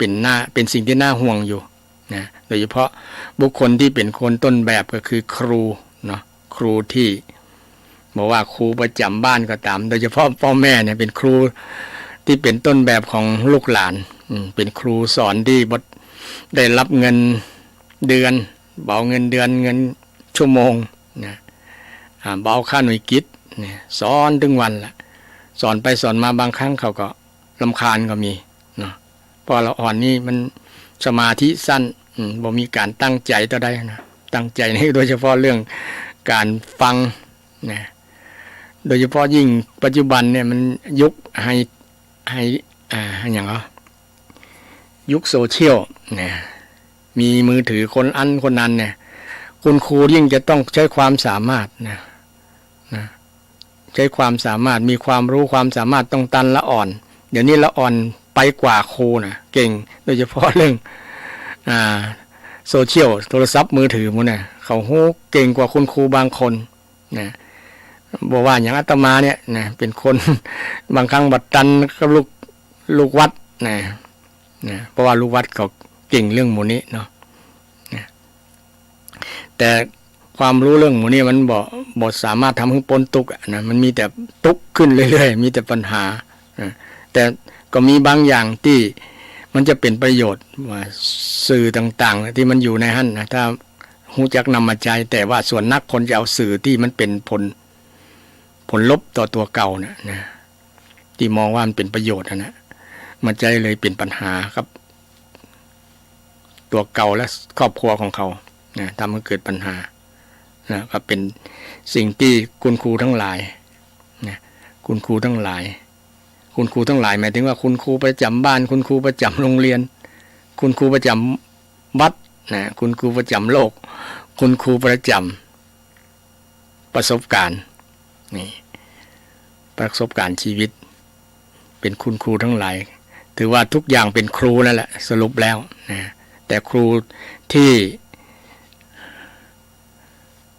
อยู่ใกล้ชิดกับลูกกับหลานเนี่ยก็คือพ่อแม่เนาะคุณครูคนแรกพุทธเจ้าบอกว่าเป็นครูคนแรกของลูกนะที่สอนให้ลูกเป็นคนดีให้ลูกไม่ทำความชั่วให้ตั้งอยู่ในความดีนะสอนให้ได้รับศึกษาการศึกษาได้รับความรู้นะสร้างสอนส่งเสริมเสียนะพ่อแม่จีวาเนาะสร้างให้ลูกเกิดมาแล้วก็สอนนะสอนทุกอย่างนะคนแต่ก่อนสอนลูกยามจะรับก็สอนนะเอานิทานมาอู้ฟังนะเป็นการสอนธรรมะสอนคติธรรมต่างๆมันจะเป็นประโยชน์ต่อเมื่อเขาใหญ่แล้วนะอย่างอาตมาเนี่ยมีเล่านิทานเรื่องนั้นเรื่องนี้ให้ฟังยังจำได้แต่ประเดียวเนาะเพราะ แต่ก่อนนั้นคนแต่ก่อนเปิ้นมีนิทานนิทานหลายนิทานเยอะ โดยเฉพาะไปวัดไปวาตู้เจ้าก็จะเล่านิทานธรรมะให้ฟังนะก็เล่าจำจากตู้เจ้ามาเล่าให้หลานฟังอย่างศรัทธาญาติโยมบางคนก็คงจะมีเล่านิทานให้หลานฟังนะไผบ่มีหลานเขาเล่าให้คนใกล้ๆเคียงเล่าให้ภรรยาสามีก็เล่าให้ นะเล่ากันฟังก็มันเป็นคติธรรมสอนจิตสอนใจตัวเก่าตัวสอนคนอื่นตัวนะมันเป็นประโยชน์นะก็ถือว่าเป็นหลักในการสอนที่โดยบ่ฮู้ตัวนะสอนจิตสอนใจบางครั้งในถ้าสอนตรงๆเลยก็ มันคนเฮามันมีทิฏฐิมานะอย่างว่านะมันบ่ค่อยยอมรับกัน นะบ่ค่อยยอมรับนะยิ่งปัจจุบันเนี่ยนะนักเรียนบางคนเนี่ยบ่ยอมรับครูเนาะเอ็นดูครูเนี่ยยิ่งมีกฎหมายห้ามใจไม่แซ่เนี่ยโอ้แล้วเลยนะแล้วเลยแต่ก่อนมีไม่แซ่ขู่ไว้หรอบ่ถึงกับตีแต่ว่านะขู่ไว้มันก็กลัวเดี๋ยวนี้คุณครูกลับไม่แซ่บ่ได้นะจะผิดกฎหมายละนะผิดโดนฟ้องร้องฟ้องอย่างแต่บางคนก็เอาแต่ละมีกฎหมายก็ ยังจดไม่แซ่อยู่เพราะว่าคุณครูขาดความขันติธรรมนะอดบ่ได้เนาะมันดื้อไปอ่ะนะละอ่อนมันดื้อนะดื้อยอมรับละจงยุคปัจจุบันเนี่ยมันดื้อสุดๆละนะคนที่เอาอยู่นะถือว่าสุดยอดนะครูนะต้องชื่นชมคุณครูที่มีจิตวิทยาจิตวิทยาเนาะหูจิตใจเด็กเข้ากับเด็กนะเข้าใจเด็กได้นะสามารถเอาอยู่ได้นะเอาอยู่นี่ต้องชื่นชมส่วนนี้นะเพราะว่าเรียนมาโดยตรงเนาะว่าจิตละอ่อนเป็นจะได้นะต้องอู้จะไหนต้องเล่นไปตัวเหมือนกับเขาเป็นมานั้นนะถึงเขาจะเอาใจเขาได้ใจเขาถึงจะมาอยู่กับครูได้นะต้องชื่นชมกับครูที่อยู่ประจำโรงเรียนนะที่มีความรู้ความสามารถที่จี้อู้เรื่องคุณธรรมของความเป็นครูนะปิโยน่ารักนะครูคารุเนี่ยน่าเคารพเนี่ยภาวนีโยน่ายกย่องภาวนีโยก็คือพัฒนาภาวนีโยอาตมาก็เคยอู้บ่อยๆว่าคำว่าภาวนาแปลว่าพัฒนานั่นแหละพัฒนาคือไหนพัฒนาส่วนความรู้พัฒนาด้านจิตใจด้านคุณธรรมเนี่ยเป็นการพัฒนาเช่นการมาอบรมปฏิบัติธรรมเนี่ยเป็นการพัฒนาอบรมจิตใจนะครูปัจจุบันนี้ก็ส่วนหลายแล้วล่ะเป็นมีคอร์สไปอบรมนะไปฟังเทศน์ฟังธรรมไปเจริญกรรมฐานนี่เพื่อฝึกฝนเพื่อเสริมสร้างความรู้ความสามารถพัฒนาสติปัญญาโดยเฉพาะพัฒนาจิตใจภาวนาแปลว่าพัฒนาหรือว่าทำให้มีให้เป็นเนี่ยอันอย่างดีๆจะมีจะเป็นในจิตใจก็คือมันมีในจิตในใจอย่างเช่นเราภาวนาเมตตาภาวนาอย่างนะก็แปลว่าคือหมายถึงการทำภาวนาคือมีเมตตาในใจนะการทำใจคือมีเมตตาทำเมตตาคือมีในใจเนี่ยเป็นการภาวนาเป็นการเมตตาภาวนาทำกรุณามีในใจนะเช่นเอ็นดูสงสารอยากจะช่วยลูกช่วยหลานช่วยคนที่ประสบทุกข์คือพ้นจากทุกข์เนี่ยชื่อว่ามีกรุณาภาวนาพายินดีกับคนยินดีกับคนอื่นที่เขาประสบ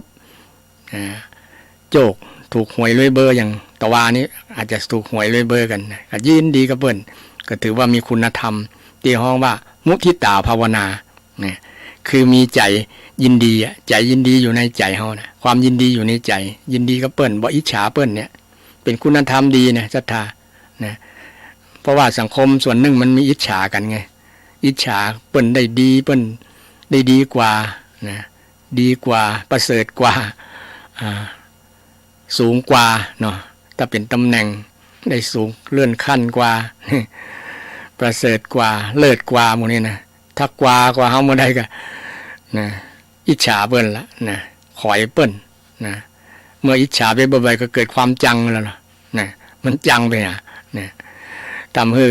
คุณธรรมเฮาลดน้อยในจิตใจมันบ่ภาวนาแล้วก็เนี่ยนะบ่ภาวนาใจบ่ภาวนาบ่เจริญละใจบ่เจริญนะภาวนาที่แปลว่าทำให้มีให้เป็นหรือว่าพัฒนาจิตใจเนี่ยต้องพัฒนาเมตตาก็ดีกรุณาก็ดีมุทิตาก็ดีให้มีในจิตในใจนะเอาเมตตาออกมาใจเอากรุณาออกมาใจได้นะเมื่อมีแล้วก็เอาออกมาใจได้เหมือนเขามีเงินมีทองเลยเนาะนะสามารถยิบจ่ายใช้สอยได้มีธรรมะก็เช่นเดียวกันเขามีเมตตาอยู่ในใจเนี่ยเขาก็แผ่ออกนะแผ่ออกให้คนอื่นเอาไปแบ่งคนอื่นได้นะเป็นห้องว่าแผ่เมตตานะคือแบ่งความเพราะเมตตาอยู่กับเราแล้วมันก็มีความสุขแหละคนมีเมตตาเนี่ยเป็นคนมีความสุขนะคนมีกรุณาก็เป็นคนมีความสุขคนมีมุทิตาก็เป็นคนมีความสุข คนมีอุเบกขาก็เป็นคนมีความสุขนะเมื่อมีความสุขเราก็แบ่งความสุขออกตังเมตตาพ่องกรุณาพ่องมุทิตาพ่องกรุณาพ่องเนี่ยแผ่เขาว่าแผ่พรหมวิหารนะแผ่ความรู้สึกที่ดีๆไปให้คนอื่นโดยแสดงด้วยการฮื้อเนาะเช่นปันแบ่งปันกันมีอย่างก็ฮื้อกันปี่มีสองน้องมีหนึ่งกับแบ่งปันกันนะพริกมีบ้านเหนือเกลือมีบ้านใต้ก็แบ่งกันเนี่ยมันเป็นลักษณะของเมตตาภาวนานะศรัทธาเนี่ยตัวจริงเนี่ยภาวนาตัวจริงคือเนี่ยนะคือมีเมตตาแผ่เมตตาเนี่ยบ่ใช่แค่ไปนั่งรับตาแล้วแผ่เมตตาบ่มีความรู้สึกที่ดีต่อกันนี่ก็ภาวนาเปล่าประโยชน์นะบ่เกิดประโยชน์เกิดโทษต่างหากนะนั่งแล้วอิจฉาคิดจังคนนั้นคิดหน้าถึงหน้าคนนั้นนะนั่งรับตาแล้วนะบ่มีเมตตาในจิตใจมันก็บ่ชื่อว่าภาวนาโดยเฉพาะคนที่เป็นครูเนี่ยต้องเมตตาต้องภาวนาต้องกรุณาเมตตาคือมีความรักลูกศิษย์เท่ากันหมดบ่จังคนนั้นโอ้ลูกคนนั้นเป็นลูกคนแน่เฮาบ่ชอบเลยเนี่ยแสดงว่าละเอียงละบ่มีอุเบกขาละเอียงละนะครูคนนั้นเอียงนะจังคนนั้นน่ะแม่น้องนั่นน่ะมันน่าจังบ่จังถึงลูกเลยถึงลูกนะบ่ยอมรับเนี่ยลักษณะความคิดแบบนี้ชื่อว่าบ่มีภาวนาของครูนะข้าภัยเป็นครูนี่จังมีความจังในลูกศิษย์นี่บ่ชื่อว่าภาวนานะบ่มีเมตตาภาวนานะหาลูกศิษย์มีความทุกข์ก็บ่ช่วยแบ่งบ่ช่วยแก้ปัญหานะบ่มีกรุณาล่ะนะหันลูกศิษย์มีน้ำตาห้องไห้เป็นยังนะมีความคิดข้องมองใจยังก็ถามลูกศิษย์ลูกหาช่วยแก้ให้ได้เนี่ยเป็นบ่ใช่แค่เป็นครูสอนวิชาการอย่างเดียวต้องเป็นผู้ที่เข้าใจลูกศิษย์ลูกหาเนี่ยคือว่ามีคุณธรรมภาวนาภาวนิโยนี่คุณธรรมของครูนะต่อมาวัตตานะวัตตานะวัตตานี่เป็นคนที่มีความประพฤติปฏิบัติที่ดีงามนะมีกรรมกรรมจาที่ม่วนฟังแล้วลูกศิษย์ลูกหาเลื่อมใสศรัทธาน่าเคารพกราบไหว้นะก็ต่อมาวัจนคโมวัจนคโม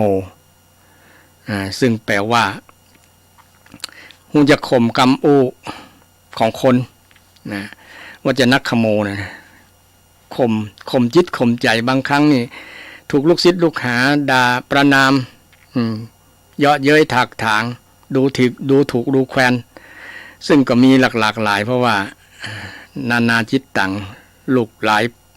ายแม่หลายป่อเนาะอยู่ในห้องเดียวกันอาจจะมี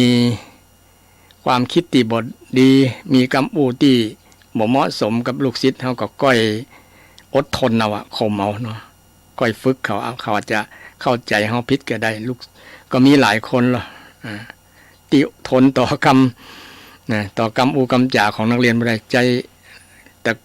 ต่ก่อนใจขันติในนี้ใช้ขันแตก ขันเลยแตกไประเบิดอารมณ์ใส่นักเรียนนี่ชื่อว่าเป็นผู้ที่มีขันแตกไม่มีวจนคโมไม่อดทนต่อคำพูดของนักเรียนนะหรือคำพูดต่อคนอื่นๆพ่อแม่อาจจะมาต่อว่าก็ได้เนาะว่าเป็นได้ตึงอันนั้นอันนี้นะเป็นได้ตึงทำกับลูกข้าเจ้าเป็นจะอีนี่ทั้งที่พ่อแม่นั้นนะจะหู้ความผิดของลูกเป็นคนสุดท้ายนะเป็นคนสุดท้ายคนที่หู้อย่างคนที่ใกล้ชิดหู้ดีเนาะคนที่ใกล้ชิดอยู่ที่โรงเรียนก็คือครูโดยเฉพาะครูที่ทำหน้าที่ปกครองครูฝ่ายปกครองเนี่ยเนาะจะรู้ดีว่าคนนี้เป็นมีนิสัยจะใดนักเรียนมีนิสัยจะใดคนนี้จะรู้ได้นะซึ่งเป็นความจริงที่บางครั้งพ่อแม่จะหู้มือลุนก็เลยมาปลักปำมาว่าต่อขานกับคุณครูก็บางครั้งก็อดทนมาได้โต้ตอบไปเป็นต้น ว่ากันเสียหายต่างๆก็มีนะเป็นคดีกันก็มีหลายนะเพราะระหว่างผู้ปกครองของนักเรียนกับคุณครูหรือนักเรียนกับคุณครูเองนะเป็นต้องขึ้นล้นขึ้นศาลก็มีนะเพราะคุณครูนี่ต้องเป็นผู้หนักอย่างที่ว่าครูแปลว่าผู้หนักนะหนักแน่นในอารมณ์โกรธอารมณ์เกลียดต่างๆนี่จะ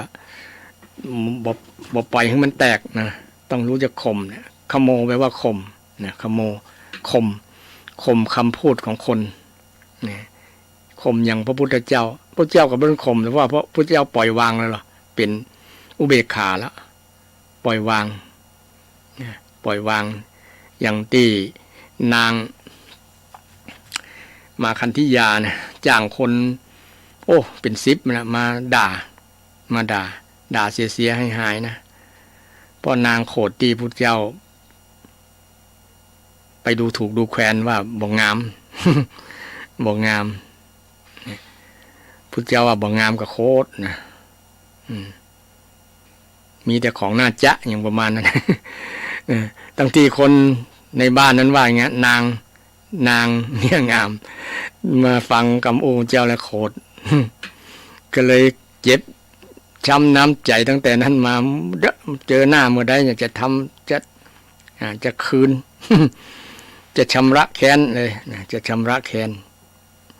ก็เลยหาวิธีต่างๆนานาหนึ่งในนั้นก็คือการจ้างคนมาด่าไอ้คำด่านี่มันเป็นเพียงเสียงนะจริงๆเป็นเสียงแต่ว่ามันมีชื่อตัวเนี่ยมันสำคัญมันทิ่มแทงอย่างที่พระพุทธองค์ได้แสดงธรรมว่าอันอย่างที่คมที่สุดเนี่ยนะก็คือคำอู้ที่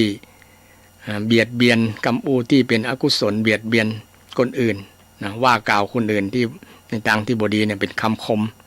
นะเป็นสิ่งที่คมที่สุดมันทิ่มแทงจิตใจคนนะเวลามีชื่อเฮาพ่วงอยู่ในคำด่านั่นนะแล้วมันด่าเฮาแล้วเนี่ยมันมีเฮาขึ้นมาแล้วนะ ด่าเฮาถ้ามันมีชื่อเฮาก็บ่อย่างนะคำด่านั้นนะอาจจะเสียงดังโวกเวกไว้อาจจะรำคาญหูบ่ได้นะแต่ว่ามีชื่อเฮาอยู่พ่วงอยู่ตัวเนี่ยมันด่าเฮาแล้วเนี่ย ด่าเฮาเนี่ยนางมาคดียาก็บักเลยชื่อนะบักชื่อโคตมะชื่อนั่นชื่อนี่โคตรยกโคตรมาเลยนะยกโคตรยกอย่างมาด่าเลยนะโคตรอย่างก็ด่านั่นเลยนะตั้งว่าเป็นเสียให้หายว่าเป็นสัตว์ดิลิฉานเป็นอันนั้นเป็นอันนี้สปะอย่างนะจ้างมาด่าคนก็จังชำนาญในการรับ หน้าที่รับจ้างด่าก็มีในสมัยนั้นนะ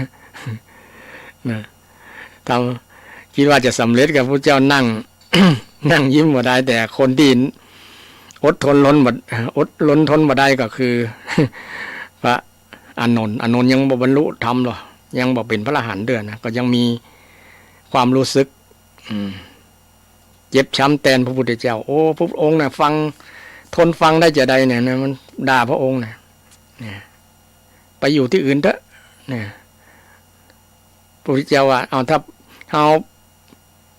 ไปอยู่ที่อื่นถ้าเขาโตยไปแล้วก็ย้ายไปแหมกะ นะถ้าเขาย้ายไปได้แหมแล้วก็ย้ายไปแหมบ้านนะพอละอานนท์นะมันบ่สิ้นสุดนะบ่ต้องย้ายไปไหนละเขาจะอยู่เนี่ยเหมือนเขาจะทำเหมือนครับจ้างตีสู้กับสงครามเนี่ยสงครามในนี้นี่คือสงครามปากนะเหมือนจ้างที่มันมีความฝึกฝนมาดีแล้วเนี่ยมันก็พร้อมที่จะสู้ศึกสงครามได้อย่างมีประสิทธิภาพพระองค์ก็เปรียบเหมือนพระองค์เหมือนจ้างอาชนัยที่มีความฝึกฝนมาแล้วนะผ่านหลายๆอย่างมาหมดแล้วนะจนบรรลุธรรมแล้วอันนี้แค่นิดเดียวผมมีปัญหาอย่างก็เลยจะนั่งยิ้มนะคนเอาเนี่ยถูกด่าแล้วนะยิ้มได้แสดงว่าเป็นพระอรหันต์นะศรัทธา เป็นว่าอย่างก็คำที่ว่า50 ปีสาวน้อยด่าบ่เจ็บใจเนี่ยแสดงว่าคน50 ปีเนี่ยจะบรรลุธรรม ถ สาวน้อยด่าแต่สาวใหญ่ด่าคงจะเจ็บใจอยู่เนาะเมียด่าคงจะเจ็บใจอยู่ แต่สาวน้อยด่านี่คงจะหันหน้าแค่สาวน้อยนะถือว่าละอ่อนด่าเนาะบ่เป็นหยังสาวน้อยด่าบ่เจ็บใจนี่อันนี้ก็ถูกทั้งสาวน้อยสาวใหญ่ทั้งคนผู้หญิงปลอดใจด่าพุทธเจ้าก็ว่าคนที่ด่าเนี่ยมันด่าบ่เกิน7 วันหรอกนะมันอิดคนเดียวมันก็ย่างคนเดียว นะบ่เกินชั่วโมงนะเสียงเดซิเบลออกเดซิเบลนักๆบ่เกินชั่วโมงก็ย่างคนเดียวมันนะพุทธเจ้าถามว่าอันเปรียบเมื่อกำด่าเนี่ยเปรียบเหมือนกับแขกอย่างเป็นอุปมาอุปไมยเหมือนกับแขกคนมาเยือนบ้านเจ้าของบ้านเนี่ยแปลงกับข้าวกับป่าให้แขกกินทีนี้แขกบอกกินแขกบอกกินแล้วถามว่าอาหารนั้นจะเป็นของไผอันนั้นก็ตอบว่าเป็นของเจ้าของบ้านกะเจ้าของบ้านฉันได้ก็ฉันนั้นอันนั้นคำด่านี่ก็เหมือนกับอาหารนั่นแหละเฮากำด่านี่เฮาบ่ฮับเนี่ยมันจะปิกไปถึงไปหาไผ พานุนก็ยิ้มทันทีเลยโอ้ปิกไปหาคนด่านะคะ นะเป็นของคนด่านี่พอได้คิดแบบนี้ก็สบายใจนะอานนท์โอ้มันเป็นกรรมย่อมสนองกรรมเองนะเหมือนกับเฮาถมน้ำลายขึ้นฟ้ามันก็ปิกมาหาคนถมนะกรรมด่าก็เช่นเดียวกันนะอันนี้เรื่องคุณสมบัติของคุณครูยกเรื่องของพระพุทธเจ้ามาท่านผู้ฟังทั้งหลายฟังว่าการข่มจิตข่มใจวันตีเป็นคำภาษาบาลีว่าวัจนักขโมนี่คนที่น่า คนที่ข่มจิตข่มใจจากคำด่าคนเนี่ยจากคำด่าของคนถือว่าเป็นบุคคลที่น่านับถือน่านับถือน่านับถือทีเดียวน่าเลื่อมใสคำสอนต่อมาก็เป็นภาษาบาลีว่าคัมภีรังกถังกตานี่ก็คือสอนลูกศิษย์ลูกหาที่คัมภีร์ละเนี่ยแปลว่าลึกซึ้งละเอียดอ่อนลุ่มลึกซึ้งบางอย่างนี้ต้องใช้อาศัยความสามารถของความรู้ของคุณครูที่มีความรู้เนี่ยมีอยู่ในสมอง ในขี้ปุ่มเนาะคุณครูเนี่ยมีแต่ใดคือโมดเลยนะคำพีรังกถังกตาเนี่ยคือสอนให้หมดเลยสอนทั้งสิ่งที่ลึกซึ้งสิ่งที่บ่ลึกซึ้งก็สอนเสี่ยงบอกกักกันความรู้นะบอกกักความรู้ไว้นะบอกเอาไปสอนพิเศษแต่เดี๋ยวนี้มีครูบางสำนักบางท่านนะกักความรู้ไว้บ่สอนเสี่ยงเอาไว้ไปหารายได้พิเศษอันนี้ไม่ได้กล่าวหานะนะคุณครูบางคนเนี่ยไปสอนพิเศษเนี่ยไปสอนพิเศษนี่อ้าวนักเรียนบางคนมันหูตันอ้าวแล้วในห้องเรียนเป็นได้บทสอนแบบนี้เนี่ยหูตันบทสอนแบบนี้ก็เพราะว่าครูเอาไว้สอนพิเศษเนี่ยหารายได้พิเศษเนาะอันนี้มองในแง่ลบกับครูหน่อย แต่ส่วนนักก็คือความเอ็นดูนั่นแหละเนาะมันสอนบทตันบางคนนี่ลูกหลานสติปัญญามันบ่เท่ากันนะอาจจะสอนบทตันเฮียนบทตันเปิ้นจำเป็นต้องไปเฮียนพิเศษกับครูแห่งรอบแต่ท่านครูคนใดที่มีเจตนาบริสุทธิ์บ่ได้มีอคติกับลูกหลานบ่ได้กักวิชาไว้บ่ได้กันวิชานะความรู้ที่เป็นความรู้พิเศษที่จะต้องนั่นก็ต้องสุมาภัยเนอะแต่ว่าส่วนหนึ่งไงการที่มีครูบางท่านบางคนมาฟังว่าการสอนพิเศษนี่เป็นวิธีหารายได้ส่วนหนึ่งเพื่อไปใช้จ่ายเพราะว่ากักเงินเดือนเนี่ยมันบ่พอใจหรอกนะโดยเฉพาะปริญญา ปริญญาตรีเนี่ยเข้าใหม่ๆนะ10,000 ปลายบ่ได้เนาะเดี๋ยวนี้10,000 ปลายบ่พอใจนะการนั้นการนี้สปะอย่างนะต้องหาวิธีนะหารายได้พิเศษต้องสอนพิเศษนอกเวลาหลังจากเลิกเรียนแล้วนะช่วงค่ำช่วงยั้งเป็นต้นเนาะแต่มีส่วนหนึ่งบ่นักหรอกที่กักวิชาไว้เอาไว้สอนพิเศษเมื่อลักษณะการสอนพิเศษนี่ก็มันได้เรียนอย่างกันคนที่เคยเรียนอยู่ในห้องแล้วก็กลัวนี่จะล้ำหน้าครับก็ไปเรียนหมดเอาไปมาสรุปว่าเรียนกันหมดเลยพิเศษนะบ่ได้เหลือสักคนนะบ่ได้ค้างสักคนเพราะว่ากลัวคนจะล้ำหน้าจะล้ำหน้าอย่างน้อยก็ได้ทบทวนความเก่าความหลังที่ได้เรียนมาแล้วนะมันแน่นวิชาแน่นขึ้นนี่เรื่องคุณธรรมที่ครูบอกกักกันวิชาไว้มีแต่ได้เสี่ยงหมดเลยอย่างครูอันอย่างครูชีวกโกมารพัฒน์เนี่ยมีลูกศิษย์คนหนึ่งเรียนแล้วก็เกิดความสงสัยว่าบรรดาวิชาความรู้ของครูเนี่ยหมดเสี่ยงแล้วกะนะถ่ายทอดทั้งหมดแล้วกะนะอัน หมอชีวกนะคุณครูชีวกก็บอกว่าไอ้ยี่ล่ะไปเสาะต้นไม้ต้นไหนที่บ่เป็นยาเนี่ยเอามาให้ครูนะเอามาให้ครูดูว่าต้นไหนที่มันบ่เป็นยานะมาให้ครูนะนักเรียนคนนั้นก็ไปหา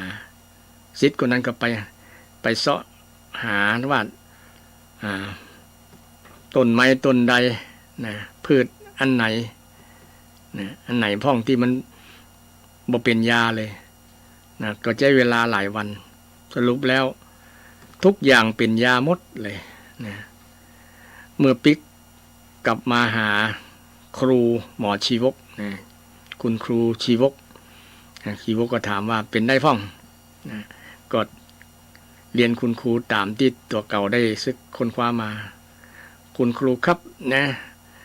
ในป่าเนี่ยบ่มีต้นไม้ต้นใดที่บ่เป็นยาหมดแต่ละต้นก็เป็นยาแตกต่างกันไปคุณครูชีวกก็ตบมือคือนั่นเธอเรียนจบแล้วนะเรียนเก่งกว่าครูต่างหากนี่ครูใช้วิธีนี้เพื่อจะให้รู้ว่าความรู้ของครูนะให้เธอหมดทุกอย่างไม่มีกักกันไว้นะลูกศิษย์คนนั้นก็ยิ่งเคารพหมอครูคนนี้นะไอ้ตำราแพทย์สมุนไพรต่างๆเกิดจากชีวกโกมารพัฒน์นี่ถ้าท่านผู้ฟังทั้งหลายนะอันนี้เป็นเรื่องของการเขาว่าคุณธรรมของความเป็นครูคัมภีรังกถังกัตตานะคือถ่ายทอดประสิทธิวิชาคือมดเจียงมดปุ๋ม บ่เหลือสักน้อยนี่บ่เหลือสักอย่างนะบ่เหลือสักอย่างข้อที่7ข้อสุดท้ายนะข้อสุดท้ายนะโนจัตถาเนนิโยชเยนี่ซึ่งเป็นคุณสมบัติข้อที่7ซึ่งแปลว่าคุณครูความเป็นคุณครูเนี่ยจะบ่ให้ลูกศิษย์คือทำตัวให้อยู่ในที่บ่ใช่ฐานะนะบ่ใช่ฐานะคือตั้งอยู่บนที่ควรที่จะเป็นนะหรือทำตัวคืออยู่ในฐานะที่ควรที่จะกราบจะไหว้นะควรที่จะกราบจะไหว้คือทำตัวเป็นครูนั่นแหละนะบางคนบ่ทำตัวเป็นครูแล้วเนาะเป็นอย่างกระมูเป็นโจรอย่างที่ได้เราเอาเรื่องราวที่เกิดเป็นข่าวมาเล่าให้ศรัทธาฟังเป็นเรื่องจริงเนี่ยทำตัวที่บ่เหมาะบ่สมในฐานะที่จะบ่ใช่ฐานะตัวเก่าที่จะไปลักขโมยนะควรจะแก้ปัญหา อย่างอื่นได้นะสติปัญญาคนมีนักหลายมันบอกอดบอกกันแน่นอนมันอาจจะดูอาจจะถูกมองว่าเป็นคนที่แก้ตัวนะเมื่อหมดหนทางไปแล้วนะเมื่อถูกเจ้าหน้าที่ตำรวจจับได้แล้วนะคนพิษกับลักษณะนั้นเหมือนกันที่ว่ารู้เท่าบ่ถึงการพ่องถ้าทำไปด้วยเหตุผลต่างๆนั้นนะ